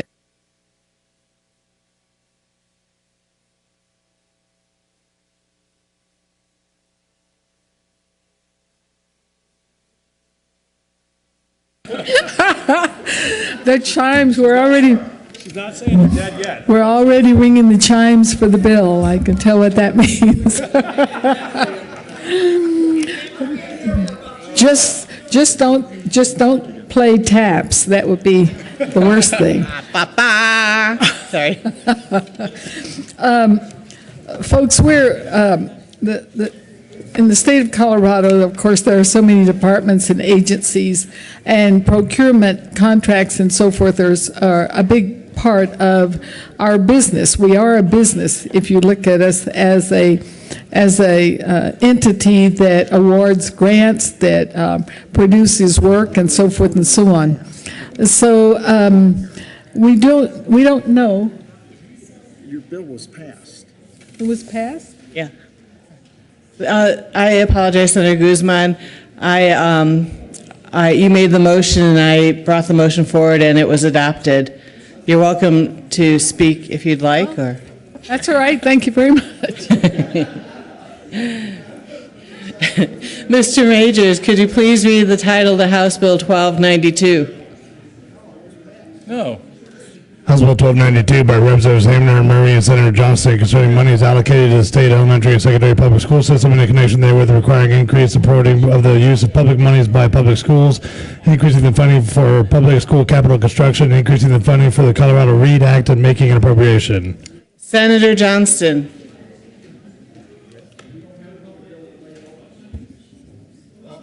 So I had my hand up on that bill. No, I passed it before she spoke.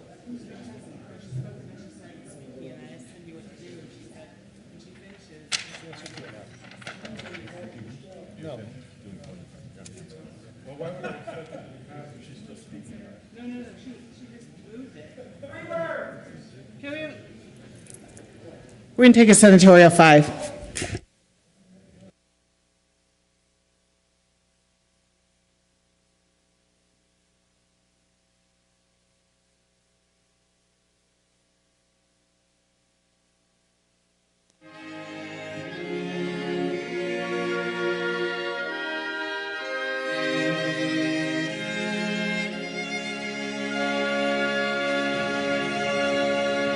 Senate will come back to order. We are discussing House Bill 1292. Senator Johnston.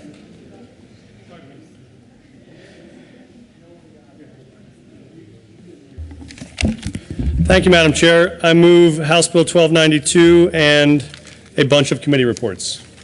Senator Ulibarri. Thank you, Madam Chair. We move the Education Committee report, the Finance Committee report, and the Appropriations Committee report. To the Education Committee report. Thank you, Madam Chair. The Education Committee report made changes to the transparency components of the bill, to the negative factor, and to the READ Act in the Education Committee report. Is there any discussion on the Education Committee report? Seeing none, the motion before the body is the adoption of the Education Committee report. All those in favor say aye. Aye. Any opposed? The report is adopted. To the Finance Committee report, Senator Ulibarri. Thank you, Madam Chair. The Finance Committee made changes to the transparency sections of the bill, the READ Act sections of the bill, and the negative factor sections of the bill. Is there any discussion on the Finance Committee report? Seeing none, the motion before the body is the adoption of the Finance Committee report. All those in favor say aye. Aye. Any opposed? The report is adopted. To the Appropriations Committee report, Senator Johnston. Thank you, Madam Chair. The Appropriations Committee report made changes to the transparency section of the bill. Is there any discussion on the Appropriations Committee report? Seeing none, the motion before the body is the adoption of the Appropriations Committee report. All those in favor say aye. Aye. Any opposed? The report is adopted. To the bill. Thank you, Madam. Senator Johnston. Thank you, Madam Chair. We've had a great deal of work and discussion on this bill, a great deal of collaboration from both sides of the aisle. I think we have reached an agreement on the way to move this bill forward, and so we're excited to do that tonight. We do have an amendment we'll be bringing tonight, which I think is coming to the desk momentarily. It's Amendment 62. Senator Ulibarri. Thank you, Madam Chair. Thank you, colleagues. I want to extend my gratitude to both sides of the aisle for your hard work on House Bill 1292, the Student Success Act. As you may know, this bill will increase funding to the negative factor to lift all boats, ensure that all of our school districts are being are benefiting from our recovery from the recession. And at the same time, it looks at the conditions of the boats that we're in. So as folks set sail, as they go out from harbor and into the world, they actually have some ability to move forward. One of the biggest components of this bill is giving dollars to the READ Act and ensuring that students have the interventions, the support they need to actually read by the 3rd grade. We're also looking at increasing funding for charter school capital construction.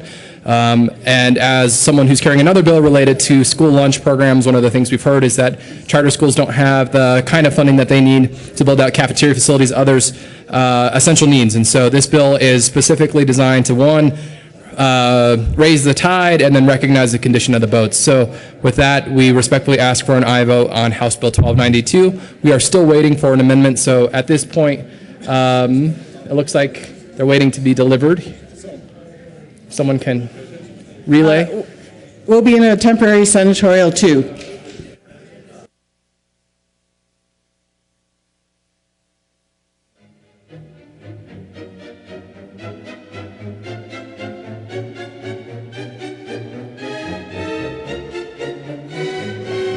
Senate will come back to order.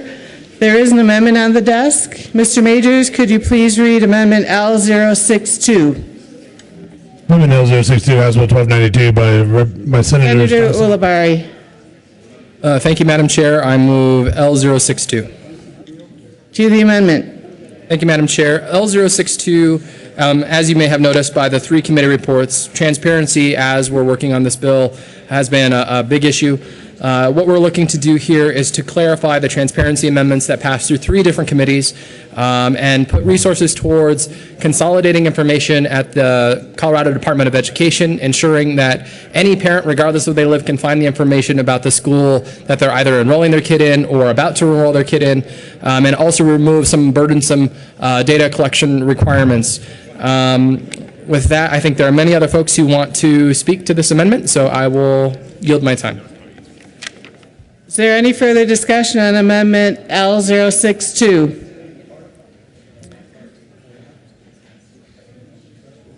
Senator Renfro. Do you want a Senate 05 there? Could we have a Senate 05, please? We're going to move into temporary senatorial 2 or more.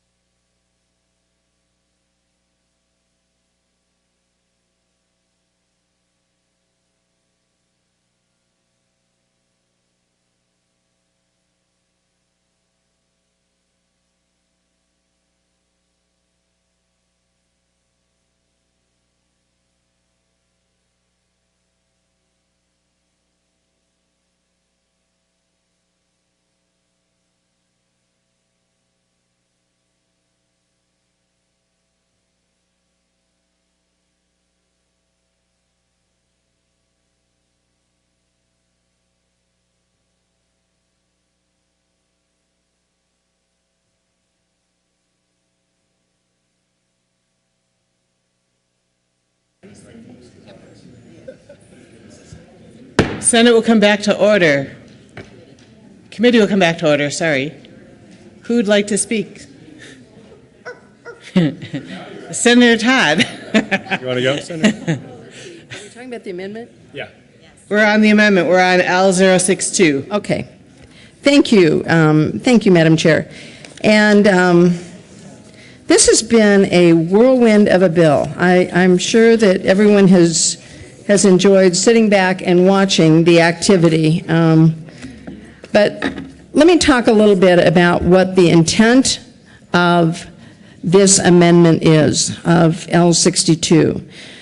As you've heard, there have been amendments to, offered in education, in finance, and in appropriations. And what we tried to do is come back and figure out what is the premise, what is the main thing that we want to be able to accomplish with this amendment. This is the piece on transparency.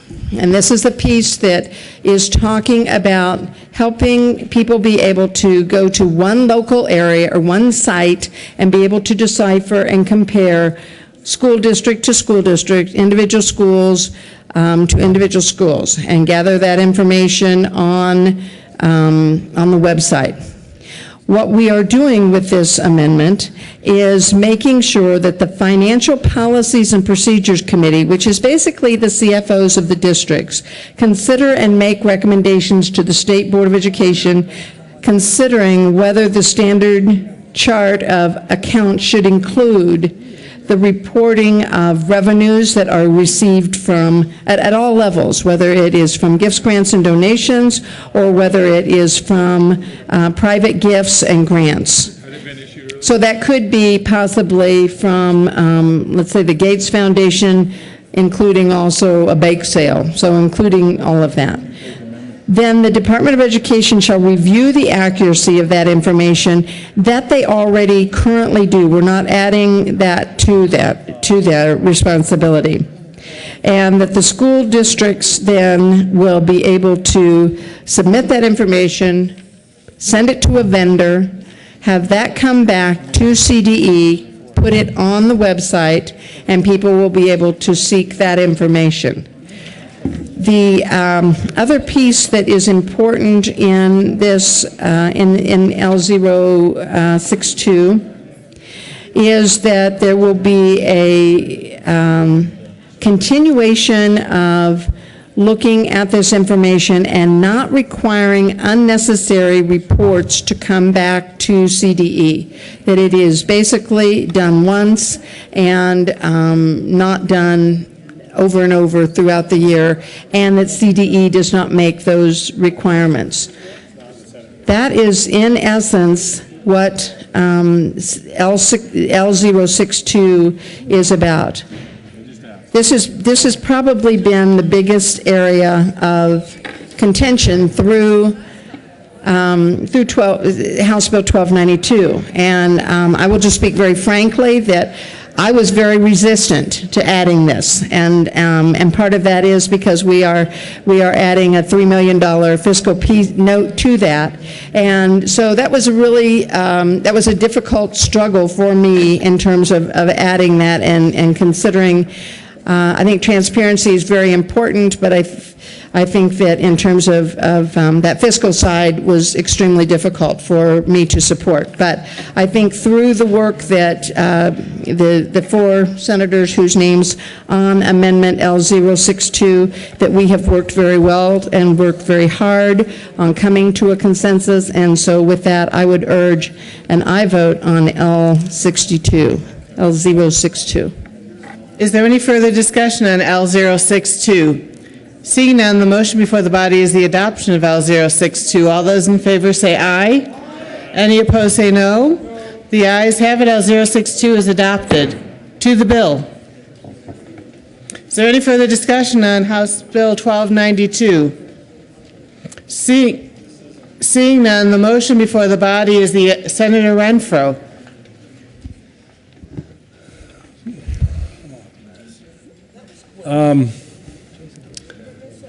Madam Chair, can we have another senatorial 5, please? We'll be in another senatorial, maybe 5.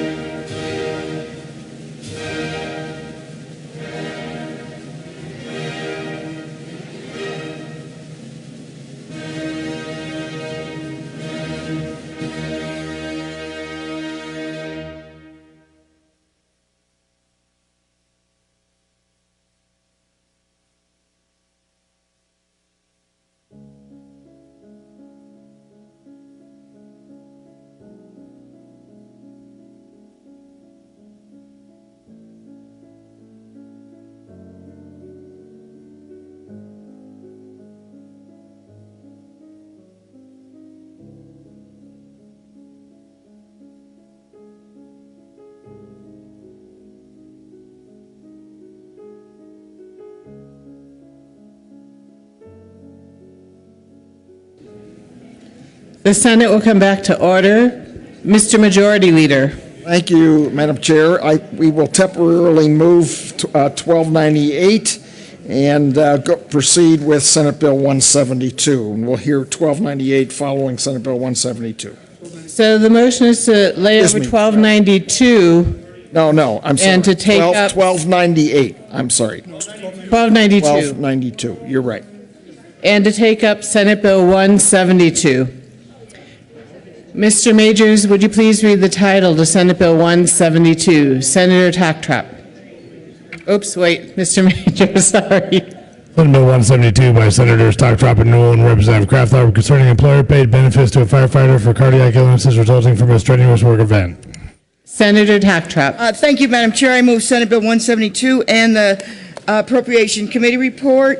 And the Appropriations report. Yes, thank you. What the Appropriation Committee report does several things, but it creates the firefighters' cash benefits fund in the state treasurers, and it states that also that the money will be money appropriated will be taken. The local government will make sure that the money is given to the firefighters' benefit cash fund, and I ask for an aye vote on the Appropriation Committee report. Is there any discussion on the Appropriations Committee report?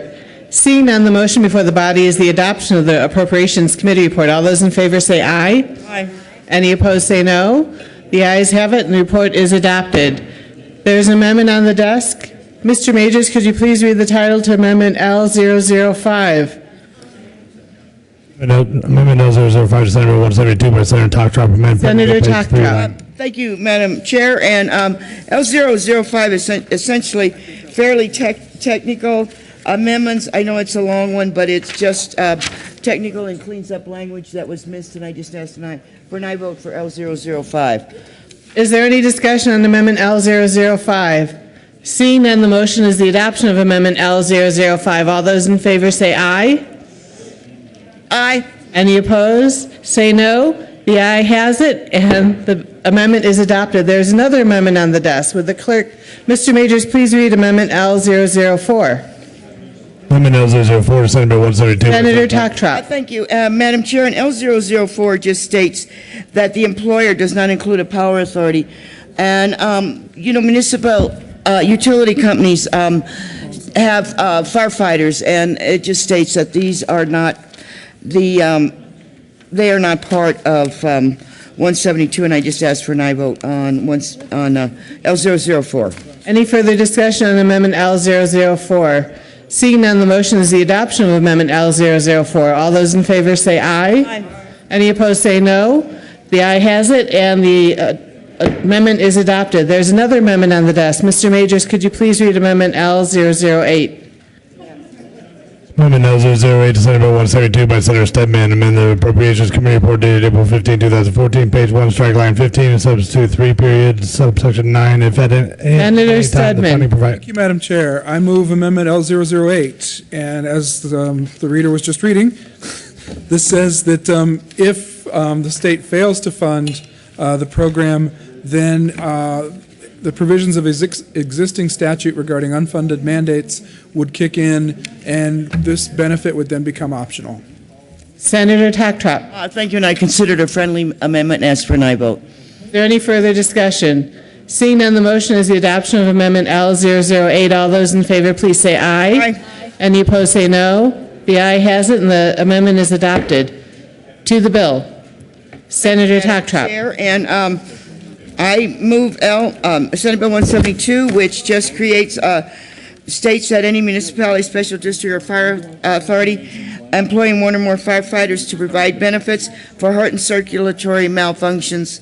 And I just ask for an aye vote on Senate Bill 172. Any further discussion? Senator Newell.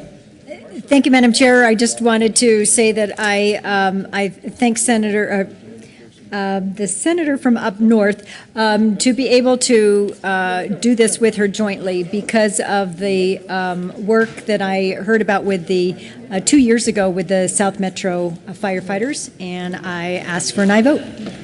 Senator Baumgartner. Thank you, Madam Chair. And I missed the last Could I have Senator Stedman explain this amendment one more time? I kind of missed it. Okay. Senator Tactrap. Thank you, Madam Chair. And what L008 does, it says, if there is no funding from the general fund, state money, then the money, then there will not be a fund. In other words, it just makes sure that the onus, responsibility is not put on special districts or cities. And with that, and also with the fact that the general fund is going to pay for the benefits, CML is neutral on the bill. Any further discussion on Senate Bill 172? Seeing none, the motion before the body is the adoption of Senate Bill 172. All those in favor say aye. All those opposed say no. The ayes have it, and the bill is adopted. Mr. Majors, we are back to House Bill 1292. Mr. Majority Leader. Thank you, Madam Chair. We are still in discussions on House Bill 1292, so I'm going to we move them and proceed to hear Senate Bills 177 and 178, and we'll put 1292 behind Senate Bill 178. You've heard the motion. All those in favor say aye. Any opposed say no. The ayes have it, and we will hear Senate Bill 177. Mr. Majors, would you please read the title to Senate Bill 177? Senate Bill 177 by Senators Kerr and Newell and Representative Young concerning the definition of a drug endangered child for purposes of cases of child abuse or neglect in the Children's Code. Senator Kerr. Thank you, Madam Chair. I move Senate Bill 177 in the Judiciary Committee report. To the Judiciary Committee report. Thank you, Madam Chair. In the Judiciary Committee, in several places in 177, we inserted the language that says only when that act or omission, and that's the language added, and then goes on, the language in the bill says endangers the health or safety of the child.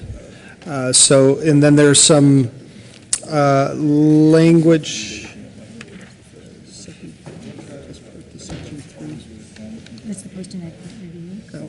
And then the second part of the Judiciary Committee report is a post-enactment review. We ask for an aye vote on the Judiciary Committee report. Is there any discussion of the Judiciary Committee report? Seeing none, the motion before the body is the adoption of the Judiciary Committee report. All those in favor say aye. Any opposed say no. The ayes have it, and the report is adopted. To the bill, Senator Kerr.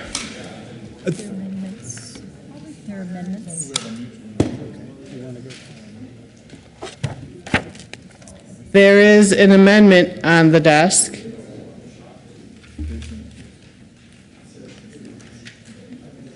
Mr. Majors, could you please read the title could you please read Amendment L005?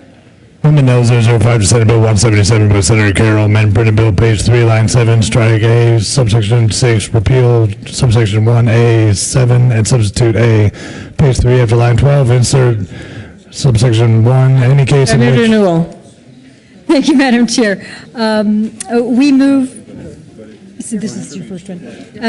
We move Amendment 5, and members, this basically reiterates the components of the child abuse definitions, and Senator Carroll wanted to make sure that that was reiterated in our bill to make it very, very clear, and I ask for an aye vote. Is there any discussion on Amendment 005? Senator Stedman.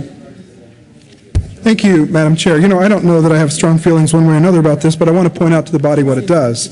And that is it just adds existing provisions of statute into the bill just to take up more space on paper and to provide context so that you see all of the paragraphs that come before the paragraph the bill is amending. If this gives somebody comfort level, more power to them, but from my perspective, this is just another example of something that's been a little endemic this year, which is people aren't really taking bills and reading them in context of the statutes that they're amending. I've had so many people complain to me this year about provisions in bills I'm carrying that are actually existing law. And so this is putting existing law into the bill just so that you can see what it is you're doing. I'm not going to vote for it because I think it's a waste of space on the paper, but it certainly doesn't improve or do anything to change the merits or the substance of what's before us with this bill. Senator Lundberg. Thank you, Madam Chair. I will respectfully disagree and say I think we ought to put this in only because this will head over to the House as well, and you need to go through, let's see, this is, if I'm reading this correctly, it's part of 19-1-103, which has 112 separate paragraphs, and that's not including the subparagraphs. Like in paragraph 94, we've got 94, 94.1, 9.2, 0.3, 0.5, and in any event, this is an important little page to keep an eye on as we ask questions about the appropriateness of 177. So I'm inclined to say yes at this point in time. It's not going to change the amount of words that will end up in statute because every one of these words are already there. Senator Cadman, Minority Leader Cadman. Oh. Senator Newell. Thank you, Madam Chair. I just renew our request for an aye on Amendment 5. The motion before the body is the adoption of Amendment 5. All those in favor say aye. Aye. All those opposed say no. The ayes have it. The amendment is adopted. There is another amendment on the desk. Mr. Majors, could you please read Amendment L012? Amendment L012, Senate Bill 177 by Senator Newell, amendment printed bill, page 3, line 26. Senator Newell. Thank you, Madam Chair. And this, members, we negotiated with the President to make sure that it has phrases in here like, in a case where substance abuse is a contributing factor to a finding of a drug-endangered child pursuant to paragraph A of the subsection, blah, blah, blah, substance abuse treatment is a priority. And then the second part of that is, in any response to a finding of a drug-endangered child pursuant to blah, blah, blah, reasonable efforts must be made to keep the family unit intact whenever possible, unless doing so would cause further harm to the child. And thank you, Madam President, for helping us with this amendment, and I ask for an aye vote. Is there further discussion on Amendment L012? Seeing none, the motion before the body is the adoption of Amendment L012. All those in favor say aye. Aye. All those opposed, no. The ayes have it. The amendment is adopted. Is there further discussion on Senate Bill 177 as amended? Senator Lundberg. Thank you, Madam Chair. I move. There's another amendment on the desk, Mr. Majors. Could you please read Amendment L010? Amendment L010, Senate Bill 177 by Senator Lundberg, amendment printed bill, page 3, line. Thank you, Madam Chair. I move L010, and we'll explain it. I'll just read it to you. Amended. It strikes the lines or the words on the premises where a child is found or resides.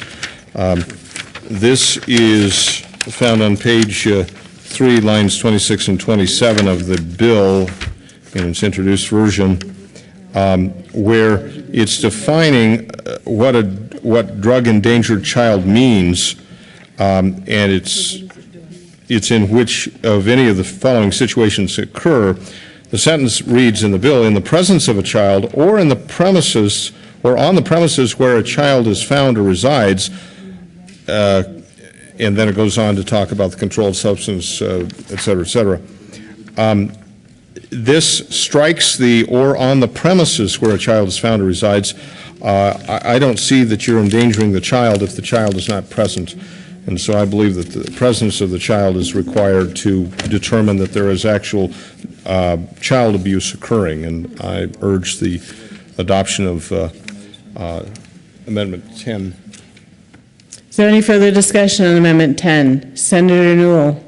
Thank you, Madam Chair. And members, we talked to the stakeholders at least that were here today, and we were able to connect with, and so far the stakeholders are okay with this and consider it a friendly amendment. Is there any further discussion on Amendment 010? Seeing none, the motion is the adoption of Amendment L010. All those in favor say aye. Any opposed say no. The ayes have it, and the amendment is adopted. Is there any further discussion on Senate Bill 177? Senator Lundberg. Thank you, Madam Chair. I know the hour is late, but the bill is complicated, and I believe the bill is very important as well. And there are a lot of people who care very deeply about this, both directions. And I've been studying this, trying to determine, is this legitimate and you know, is this appropriate law or not? To be really honest, I don't know yet. I'm glad we're in second reading. But I do want to refer something to you that I'm still processing, and I'd invite you to do the same.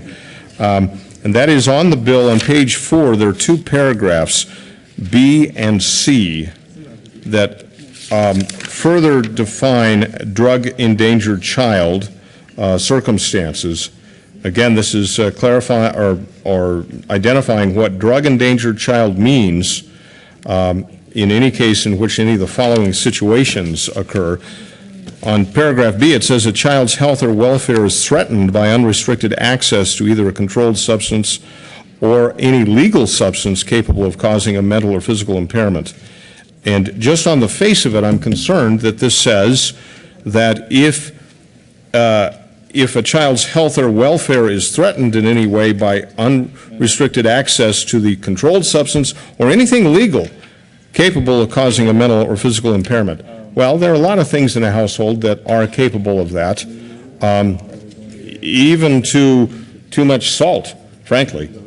Then in paragraph C, and just stay with me here, paragraph C puts another circumstance that could be construed as drug endangerment, and that is a child's health or welfare is threatened by the impairment of the person responsible, that means their legal guardian, for the care of the child, if the impairment is due to the use of either a controlled substance or any legal substance capable of causing a mental or physical impairment. Well, under this, again, that seems so open-ended. However, let me refer back to that amendment that we put in place where we were defining what is child abuse or neglect, and this is current law. It's part of the bill now, but it's current law. And it's identifying 6 cases, and it specifically, and this is a question I have for the sponsor. When we talk about, in paragraphs B and C, the child's health or welfare being threatened, are we qualifying that by the specificity within the law that we just added by that first amendment of number 1, any case in which a child exhibits evidence of skin bruising and physical damage already, or number 2, unlawful sexual behavior, or 3, any case in which a child is in need of services because the parent or guardian fails to take actions to provide adequate food, clothing, shelter, or medical care, or 4, where, and this one I'm a little troubled on, but nonetheless it specifies emotional abuse identified as substantial impairment of the child's intellectual or psychological functioning or development, or a substantial risk of impairment of the child's intellectual or psychological functioning or development. The question is, when we talk about the child's health or welfare being threatened, is it only in those circumstances? Is that all we're identifying that then drug-endangered child can qualify? Only if you're doing what's in the law as being defined already as abuse or child abuse? Or is it a broader category where In the case of Senate Bill 177, Child Protective Services can say, well, it's a drug-endangered child because there are drugs in the building, and legal or illegal, that could cause some of this. How open-ended is this? That's what I want to know, and I'm trying to establish this by some hopefully limited debate. Senator Newell. Thank you, Madam Chair, and help me out because I think I'm tracking you. So this is to only go after the activity that threatens the health and welfare of the child, and with that, it is due to the drug involvement, whatever drug that is. So it could be that the caregiver is incapacitated. It could be that the child has access to the drugs, unrestricted access to the drugs, or it could create an injurious environment. And those are the three components, basically, of the drug-endangered arena. Does that make sense? Is that helping? Senator Lundberg. Thank you, Madam Chair. No, actually, that's too far.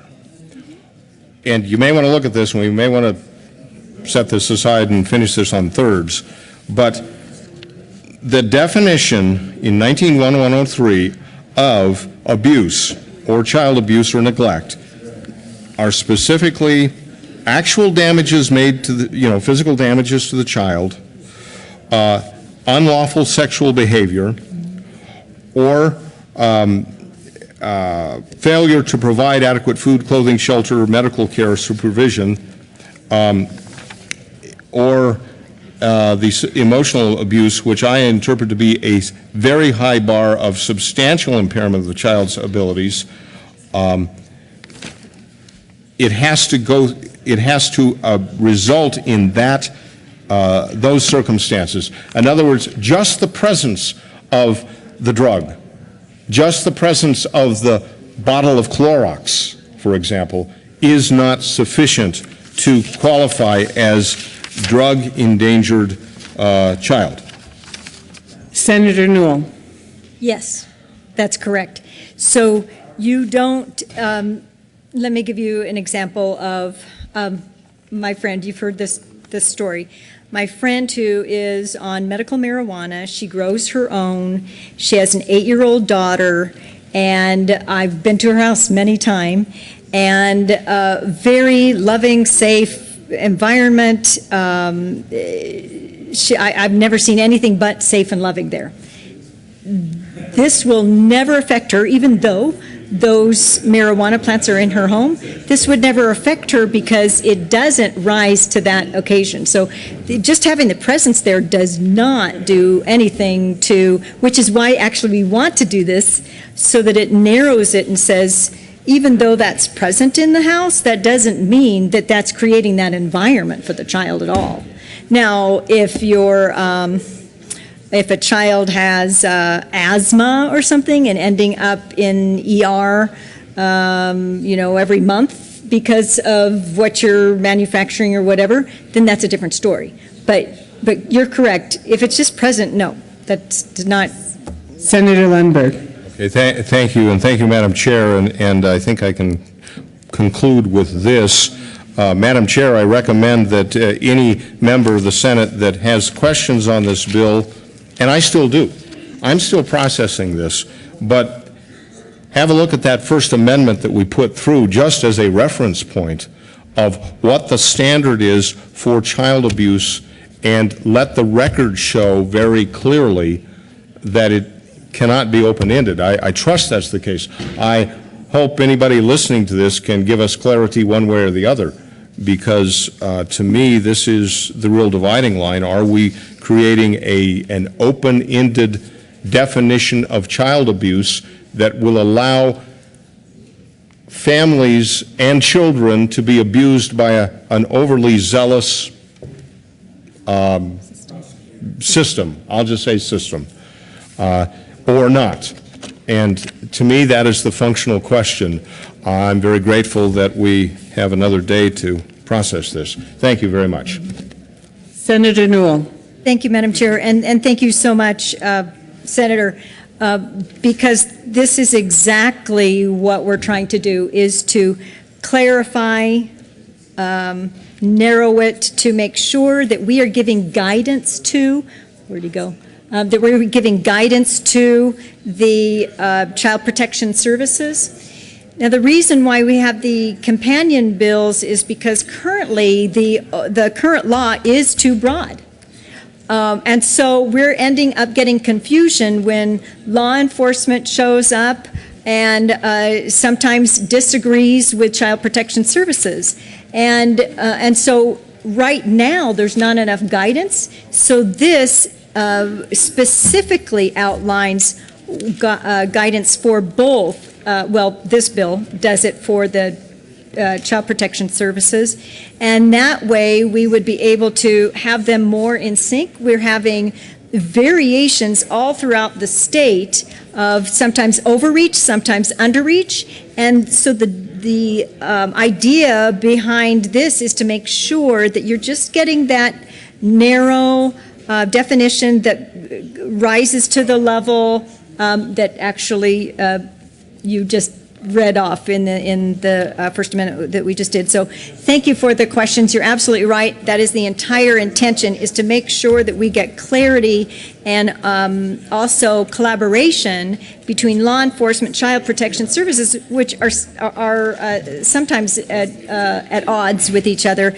and then have the family stuck in the middle. So thank you. Appreciate it.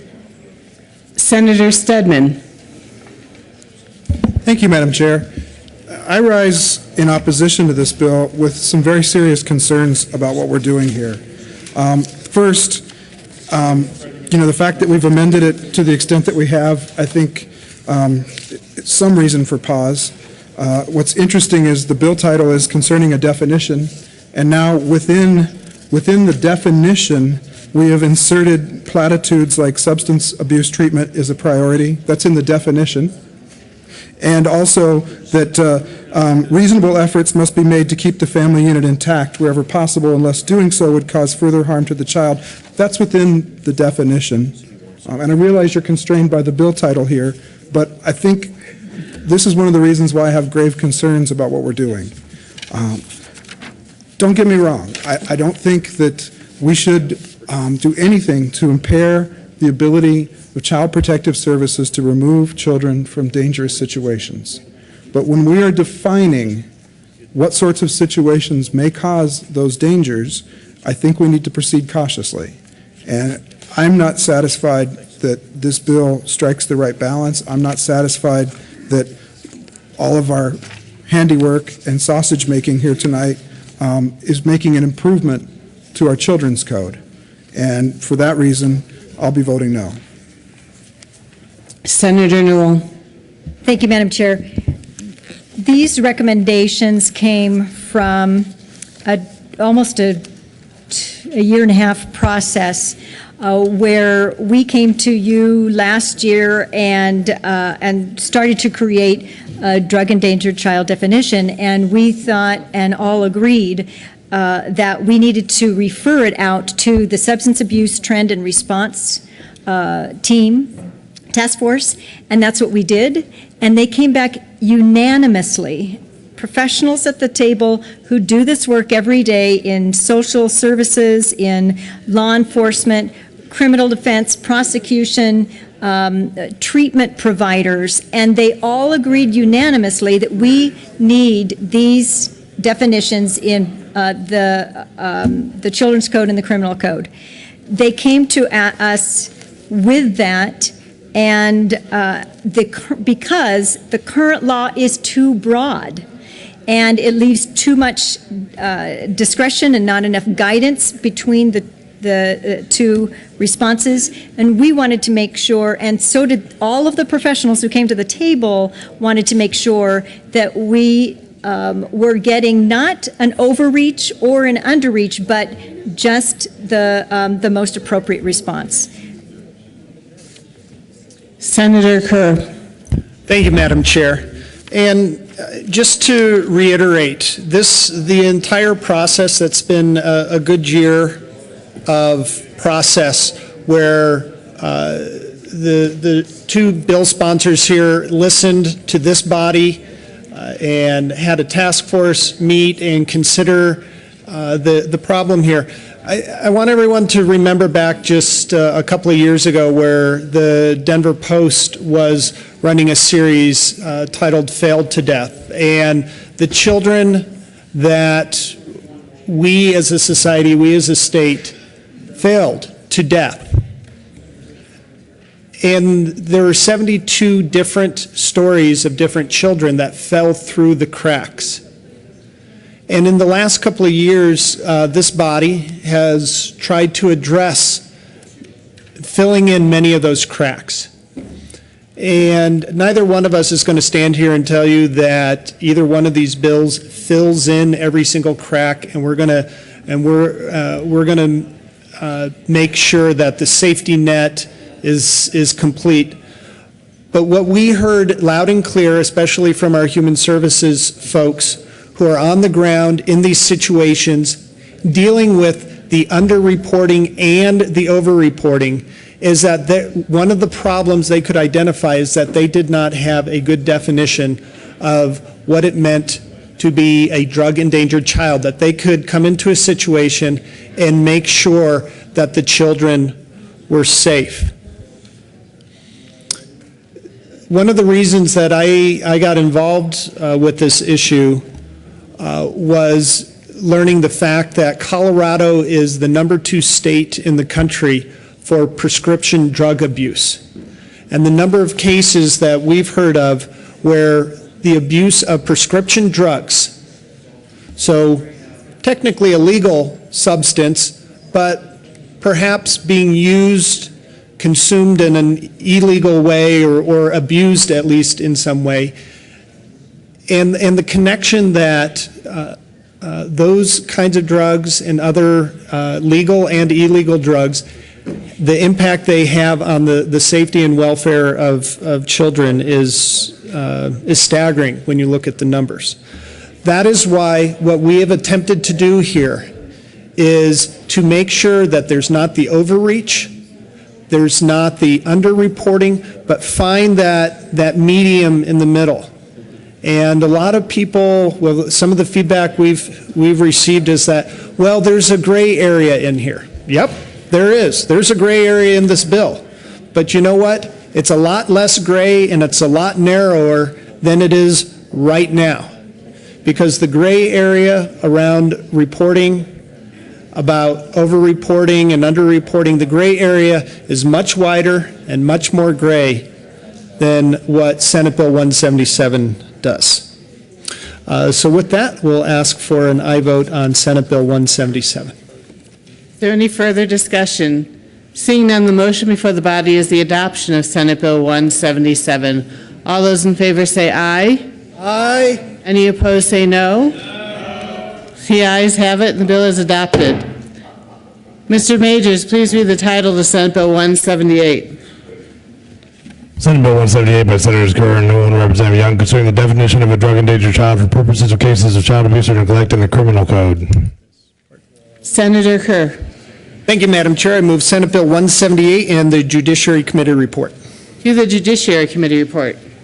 Okay, thank you, Madam Chair, and get ready for Groundhog Day because the Judiciary Committee report will look a lot like the last one you saw just a few moments ago on 177. So again, there are two parts to the Judiciary Committee report. The first part adds in the words only, so only these provisions are only enacted when the health or welfare of a child is involved, and then the second part is also a post-enactment review. So with that, we ask for the adoption of the Judiciary report on Senate Bill 178. Any discussion of the Judiciary Committee report? Seeing none, the motion is the adoption of the Judiciary Committee report. All those in favor say aye. Aye. Any opposed say no. The ayes have it. The report is adopted. Senator Kerr to the bill.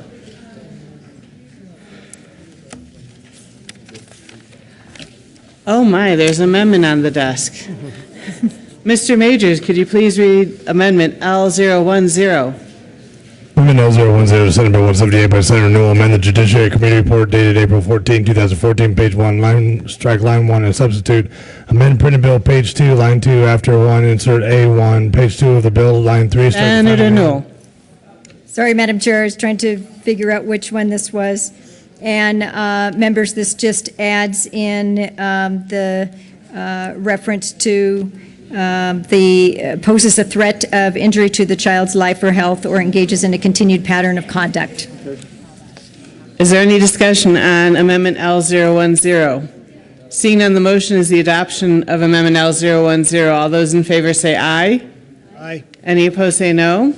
The ayes have it. Amendment 010 is adopted. There is another amendment on the desk. Mr. Majors, when it's handed to you, could you please read Amendment L014? Amendment L014 to Senate Bill 178 by Senator Newell, amend printed bill, page 2. Senator Newell. Thank you, Madam Chair, and members, this adds to the language like the General Assembly finds that it is essential in cases involving drug-endangered children that the court consider all sentencing options to ensure that children are protected and families are kept together whenever possible. And so it goes on, but it basically says you have exhausted all other remedies before this goes to charging, and so I would like an aye vote. And this I should say this also, we worked on with Madam President and really appreciated her work on this as well. Could you move the amendment, Senator? Oh, I'm sorry, yes, I move Amendment 014. Is there any further discussion on Amendment 014?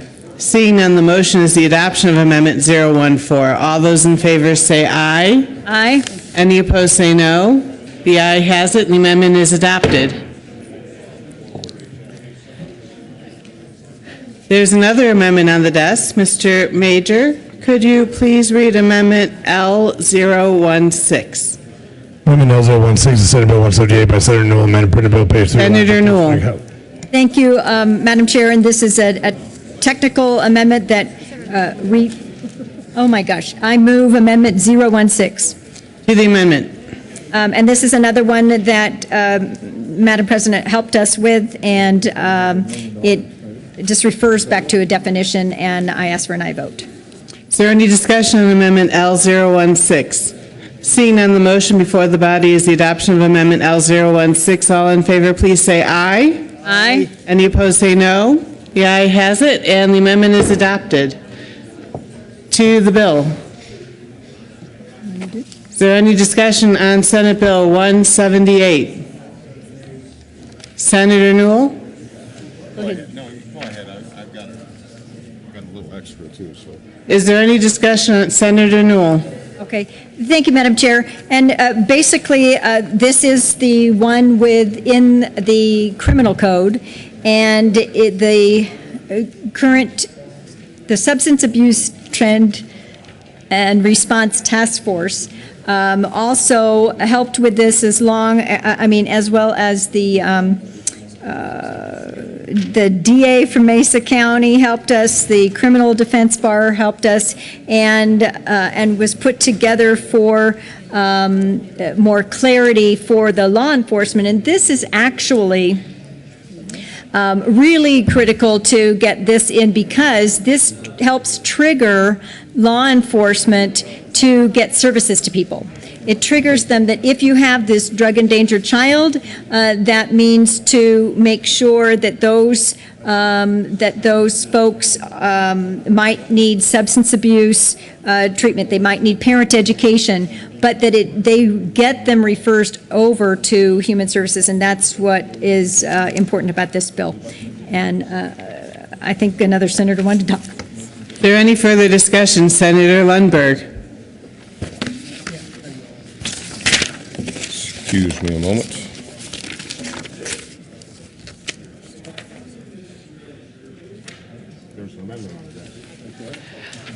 There is an amendment on the desk. Mr. Majors, Could you please read Amendment L013? Amendment L013, Senate Bill 178 by Senator Lundberg, amend printed bill, page 3, lines 10 and 11, strike or on the Senator public report. Lundberg. Thank you, Madam Chair. I move L013, and this is deja vu all over again as well, because here this does remove the phrase "or on the premises where a child is found or resides." In other words, it's not good enough for it to constitute child abuse unless the child is there. And that is the essence of this amendment, and it deals with 3 locations on page 3 of and 4 of the bill, and that's where this amendment goes. Senator Newell. Thank you, Madam Chair. And this is the same issue as in the previous bill, and we vetted it through as many stakeholders as we could today, and this is considered a friendly amendment. Is there any further discussion on Amendment L013? Seeing none, the motion before the body is the adoption of Amendment L013. All those in favor, please say aye. Aye. All those opposed say no. The ayes have it. The amendment is adopted. There is another amendment on the desk. Mr. Majors, could you please read Amendment L017? Amendment L017. Senator Lundberg. Thank you, Madam Chair. I move L017. To the amendment. Thank you, Madam Chair. Members, this is deja vu all over again, because frankly, about 5 minutes ago, I looked and discovered that I had missed one phrase of the very same, or on the premises where a child is found or where a child resides. Again, it's child abuse if the child is present. This amendment removes the language on page 2 in the law that calls it drug-endangered child abuse as a criminal penalty. This makes it very clear the child has to be present for the crime to have occurred. Senator Newell. Thank you, Madam Chair. And again, deja vu, we consider this a friendly amendment. The motion before the body is the adoption of Amendment L017. All those in favor say aye. Aye. Any opposed say no. The aye has it. The amendment is adopted. Is there any further discussion on Senate Bill 178? Senator Kerr. Senator Lundberg. Thank you, Madam Chair. Members, I appreciate your patience at this late hour. Let me tell you why I think this is so important to pay attention to, and that is child abuse is a very terrible thing, and that's why we have laws. But so is abuse of the process, of which I have received over my 12 years of tenure in the legislature innumerable calls from parents who got caught in there, and that is child abuse as well. But unfortunately, it's abuse by the system when we make laws that are too open-ended. I still don't know where I'm going on these bills. I appreciate some of the amendments because I think they've added some clarity and some surety to it. But we need to weigh very carefully when we put laws together concerning child abuse that we are not turning the government into mother and father, but rather we are creating that essential legal backstop or guardrails that say, yes, without question, beyond this, you're going to jail over it, or you're going to be punished, or we're going to have to step in and, as the state, and take over some parental responsibility. But that should be a very high hurdle. And I believe this bill, along with the one we discussed previously, need to be seen in that light, and I would urge you all to consider this carefully before you vote yes or no, because you need to get this right. Hundreds, probably thousands of families really hang on whether we treat this well or not. Thank you. Senator Kerr. Thank you, Madam Chair. And first of all, I'd like to thank the previous speaker to really urge everyone in this body to very carefully consider both of these bills. But since we're talking about Senate Bill 178 right now, I'll urge you to seriously consider Senate Bill 178, what the intent is behind the bill and what we're trying to do. The senator from Loveland brought up that he has heard from many parents in his district, and I'm sure we all have, about where the system failed them as a family. And we certainly, going back again to the series in the Denver Post, Failed to Death, where as a society, as a state, we failed kids and allowed them to fall through cracks in the safety net.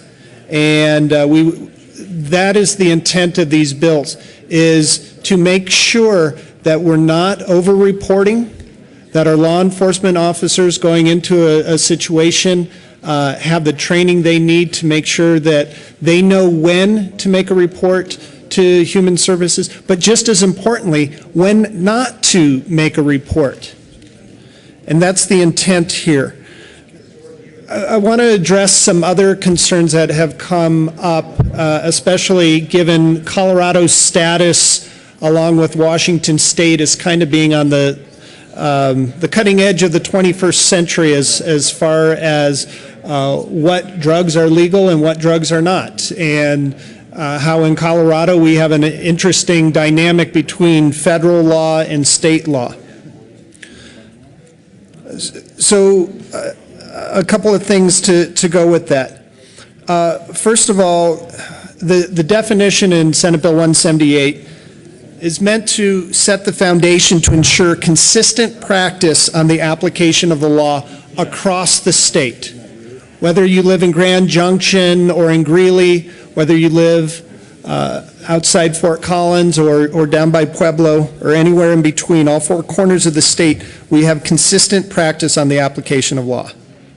So rather than individual determinations, an individual police officer, an individual human service provider going into a situation and trying to interpret it themselves, that we have some consistent application, that they have consistent training. So it doesn't matter where you are in the state, the trained personnel walking into the situation will have the same definition to go off of.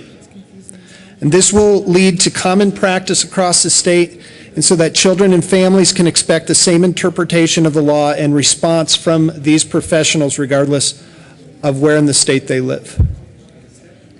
Senate Bill 178 does not provide law enforcement with any additional authority to make an arrest or remove children. Everything covered in this bill is already covered under current law, but in current law it's much more broad. It's much more left to individual interpretation. And this bill is not intended in any way to criminalize safe and appropriate parents for the legal use of a legal substance, and it is intended to assist professionals in situations where a child is unsafe. I did, on the Judiciary Committee report, I forgot to turn it over and talk about a very important amendment that was put in Judiciary Committee. And that says, nothing in this Part 4 shall prohibit the use, possession, cultivation, distribution, or manufacture of a controlled substance that is permitted by Colorado law, that is used, possessed, cultivated, distributed, or manufactured in accordance with Colorado law, in a situation that does not pose a threat of injury to a child's life or health. Just one other thing I wanted to mention before asking for your aye vote on Senate Bill 178. If you heard the report of the townhouse in southern Jefferson County, the southern part of my district in Littleton, where the kitchen basically exploded because the father, not just some random guy, but the father of the two very young kids who were asleep in that townhouse, lit his kitchen on fire while he was producing hash oil. The children survived, were uninjured. The father is still in the hospital. Even under current law, that father is facing charges, which should include child abuse. And I have full faith that the Jefferson County Sheriff will be doing that, will be following up with that and applying all the appropriate laws.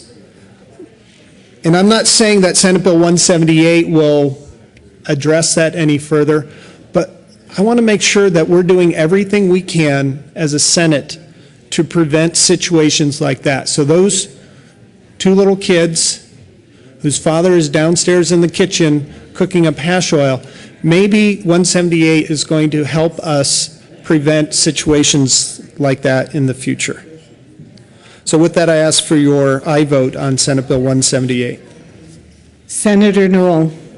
Thank you, Madam Chair. I just wanted to add the constitutional ballot amendments that we had as a state voted in, and that are aligned with the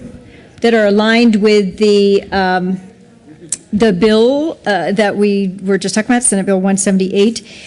That in Amendment 20, it says, and that was the medical marijuana, and it said that no patient shall engage in the medical use of marijuana in a way that endangers the health or well-being of any person.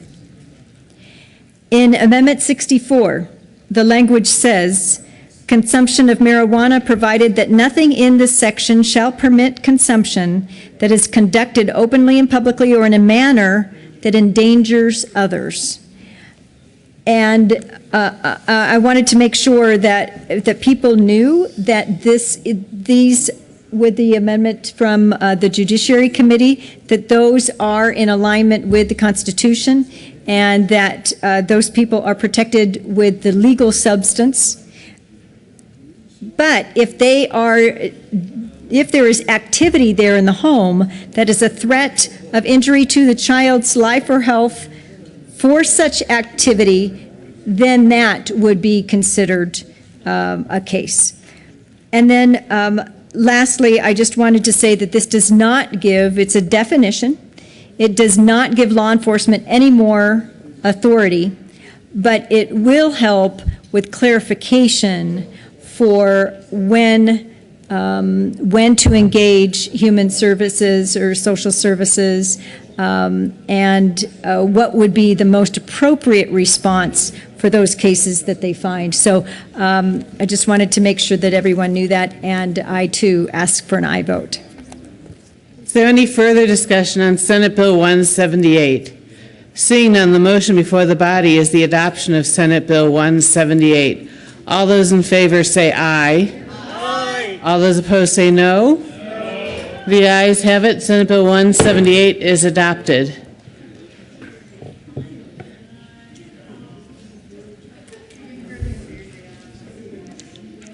Mr. Majority Leader.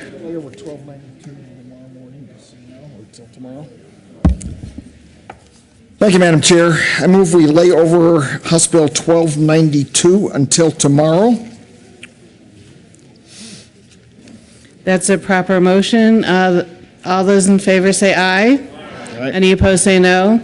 The ayes have it. 1292 will lay over until tomorrow morning. Mr. Majors, would you please read the title to Senate?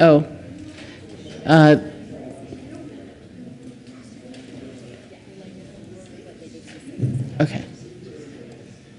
Senate Majority Leader Heath. Thank you, Madam Chair. I also move we lay over Senate Bill 193 and House Bill 1009 until tomorrow, April 30th.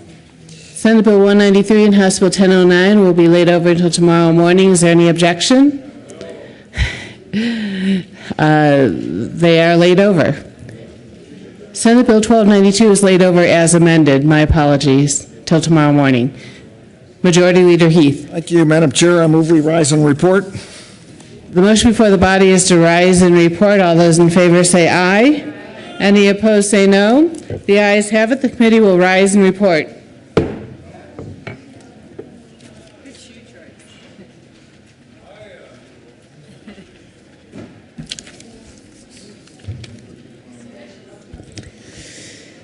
The Senate will come back to order.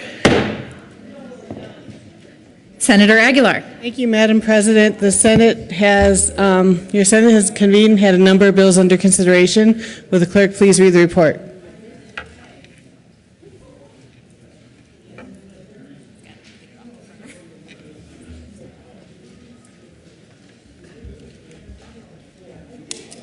April 29, 2014, Madam President, your committee of the whole being seated reports under consideration of the following tax bills being second reading thereof makes following recommendations thereon.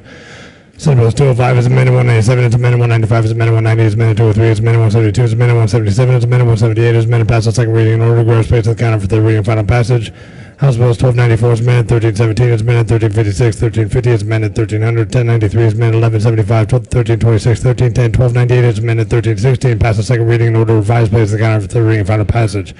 House Bill 1292 is amended, Senate Bill 193, House Bill 1009 laid over until April 30th, 2014, retaining the place of the calendar.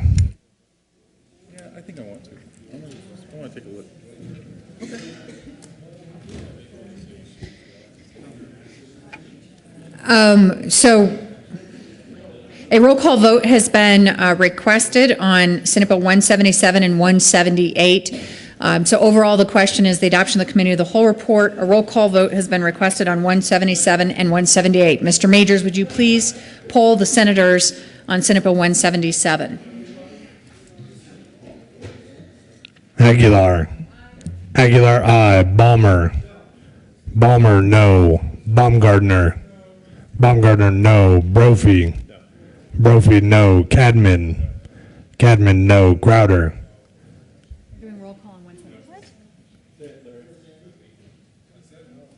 Crowder, no. Grantham. Grantham, no. Guzman. Guzman, aye. Harvey. Harvey, no. Heath. Heath, aye. Herpin. Herpin, no. Hill. Hill, no. Hodge. Hodge, aye. John. John, no. Johnston. Johnston, aye. Jones. Jones, aye. Kafalis. Kafalis, aye. Kerr. Kerr, aye. King. King, no. Lambert. Lambert, no. Lundberg. Lundberg, pass. Marble. Marble, no. Newell. Newell, aye. Nicholson. Nicholson, aye. Renfro. Renfro, no. Rivera. Rivera, no. Roberts. Roberts, no. Sheffel. Sheffel, no. Schwartz. Schwartz, aye. Stedman. Stedman, no. Toktrop. Toktrop, aye. Todd. Todd, aye. Ulibarri. Ulibarri, no. Zenzinger. Zenzinger, aye. Lundberg. Lundberg, no. Madam President. Aye. Madam President, aye. With 15 ayes, 20 noes, 0 absent, and 0 excused, Senate Bill 177 fails. Mr. Majors, would you please take a roll call vote on Senate Bill 178?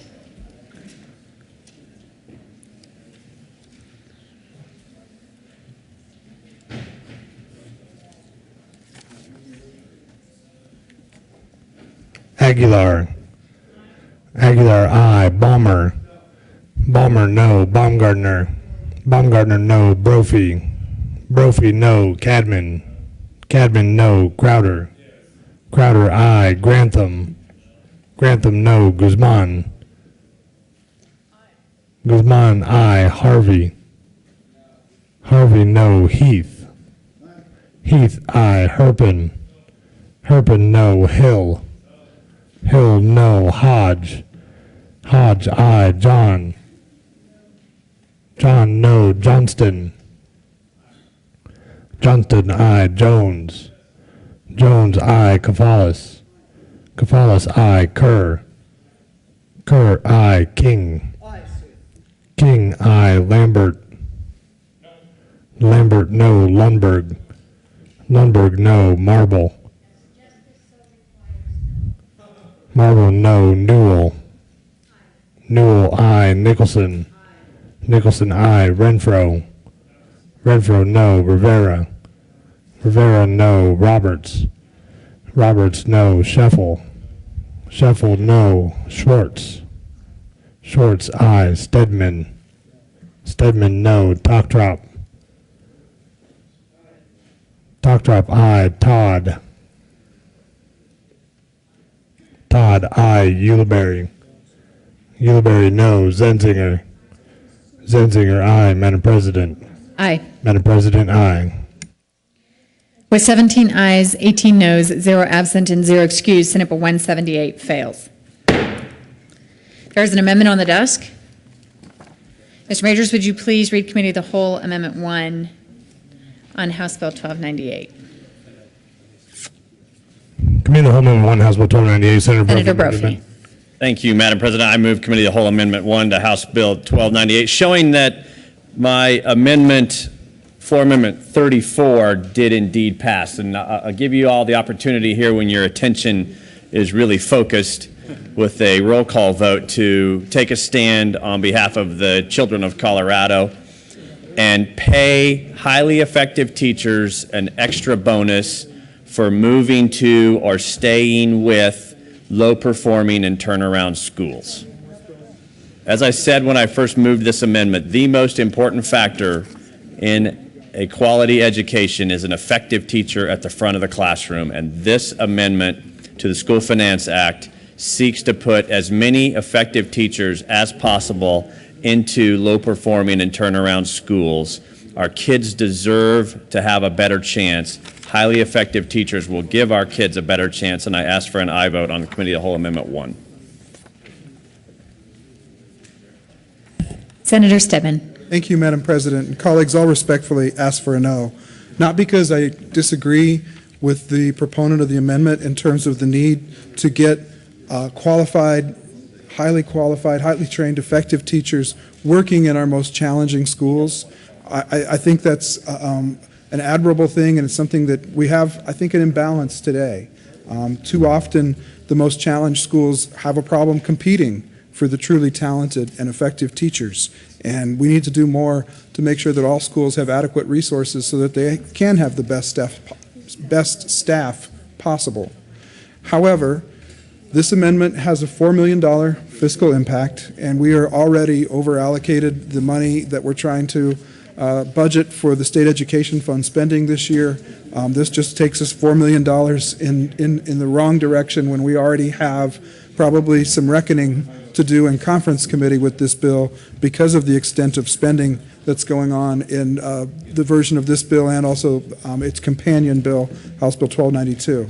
But I would not only offer to you fiscal budgetary reasons to vote against the amendment. There are also existing programs that take steps in this direction. I talked about this earlier, where we pay a differential stipend to nationally board certified teachers that will go and take positions in turnaround and priority improvement schools. That is something we're doing to make sure that we are providing incentives for the best teachers to be working with the most challenging school environments and the most challenged student populations. We probably need to do more, and this amendment is probably a good idea. And I find myself in a position because of, one, that it's duplicative of existing efforts, and two, because of the fiscal impact, to ask you to vote no tonight. Any further discussion on Committee of the Whole Amendment 1? The question for the body is the adoption of Committee of the Whole Amendment 1. Are there any no votes? Senator Stedman, Senators Kerr, Aguilar, Schwartz, Madam President Pro Tem, Mr. Majority Leader, Senators Nicholson, Kafalis, Todd, Newell, Zenzinger, Talktrop, Ulibarri, Jones, Johnston, John, Hodge. Please add the President. With 17 ayes, 18 noes, 0 absent, and 0 excused, Committee of the Whole Amendment 1 fails. There is another amendment on the desk. Mr. Majors, would you please read Committee of the Whole Amendment 1 to 1316? Committee Committee of the Whole Amendment 1 to 1316. Senator Steadman moved to amend the report of the Committee of the Whole to show that House Bill 1316 was laid Senator over to Steadman.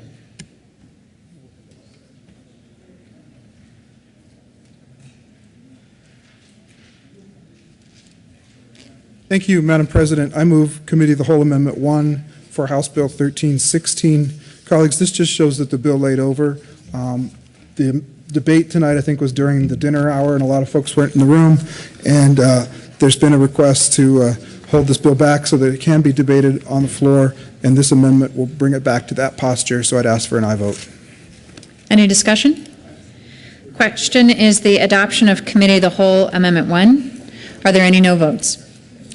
With 35 ayes, 0 noes, 0 absent, 0 excused, Committee of the Whole Amendment 1 is adopted. Senator Aguilar renews her motion for the adoption of the Committee of the Whole report. Is there any discussion on the committee report? Okay.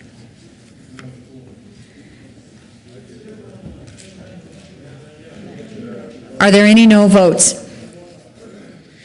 With 35 ayes, 0 noes, 0 absent, and 0 excused, the Committee of the Whole report is adopted. We'll take just a moment to get it printed out for reading as amended.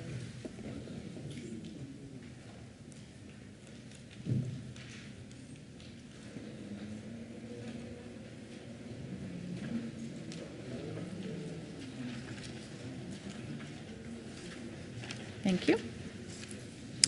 Senate Bill 205 is amended. Senate Bill 197 is amended. Senate Bill 195 is amended. Senate Bill 190 is amended. Senate Bill 203 is amended. Senate Bill 172 is amended, passed on second reading and ordered, engrossed, and placed on the calendar for third reading and final passage. House Bill 1294 is amended. House Bill 1317 is amended. House Bill 1356. House Bill 1350 is amended. House Bill 1300. House Bill 1093 is amended. House Bill 1175. House Bill 1326. House Bill 1310. House Bill 1298 is amended, passed on second reading and ordered, revised, and placed on the calendar for third reading and final passage. House Bill 1316, House Bill 1292 is amended, Senate Bill 193, House Bill 1009 laid over until April 30th, 2014, retaining their place on the calendar. Senate Bill 177 is amended, Senate Bill 178 is amended, lost on second reading. Introduction of bills.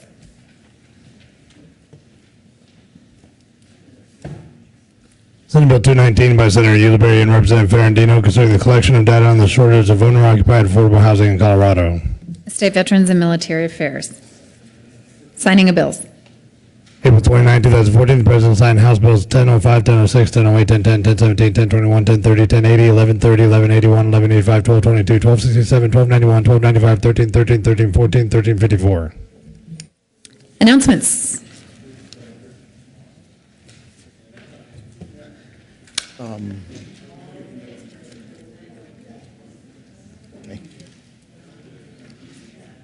Mr. Majority Leader. Thank you, Madam President. I was asked to announce that in Judiciary tomorrow, House Bill 1386 will be heard. I was also asked to announce that State Affairs will hear all of the bills that were assigned to them, and they will be heard tomorrow. Is that correct, Mr. Chair? I think we have Appropriations is meeting tomorrow at noon.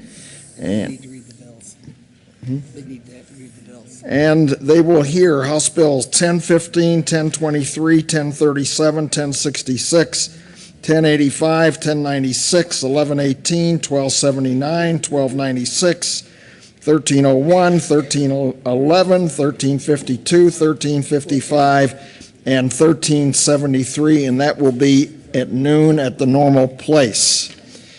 I've also been asked to say that the Joint Senate Ag, Natural Resources, Energy, and the House Ag Committee will meet at 7:30 tomorrow and tour Ivita Growing Operations and Dispensary, and that's at 3890 Franklin Street.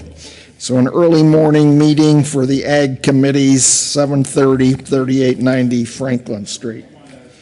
I am not aware of any other announcements, and I don't know.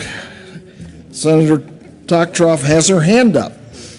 Senator Toktroff. Yes, the informal polling, and when we're going to get done tonight, Senator Baumgartner wins. But I suggest that we do this for money. next time. Let's make it interesting.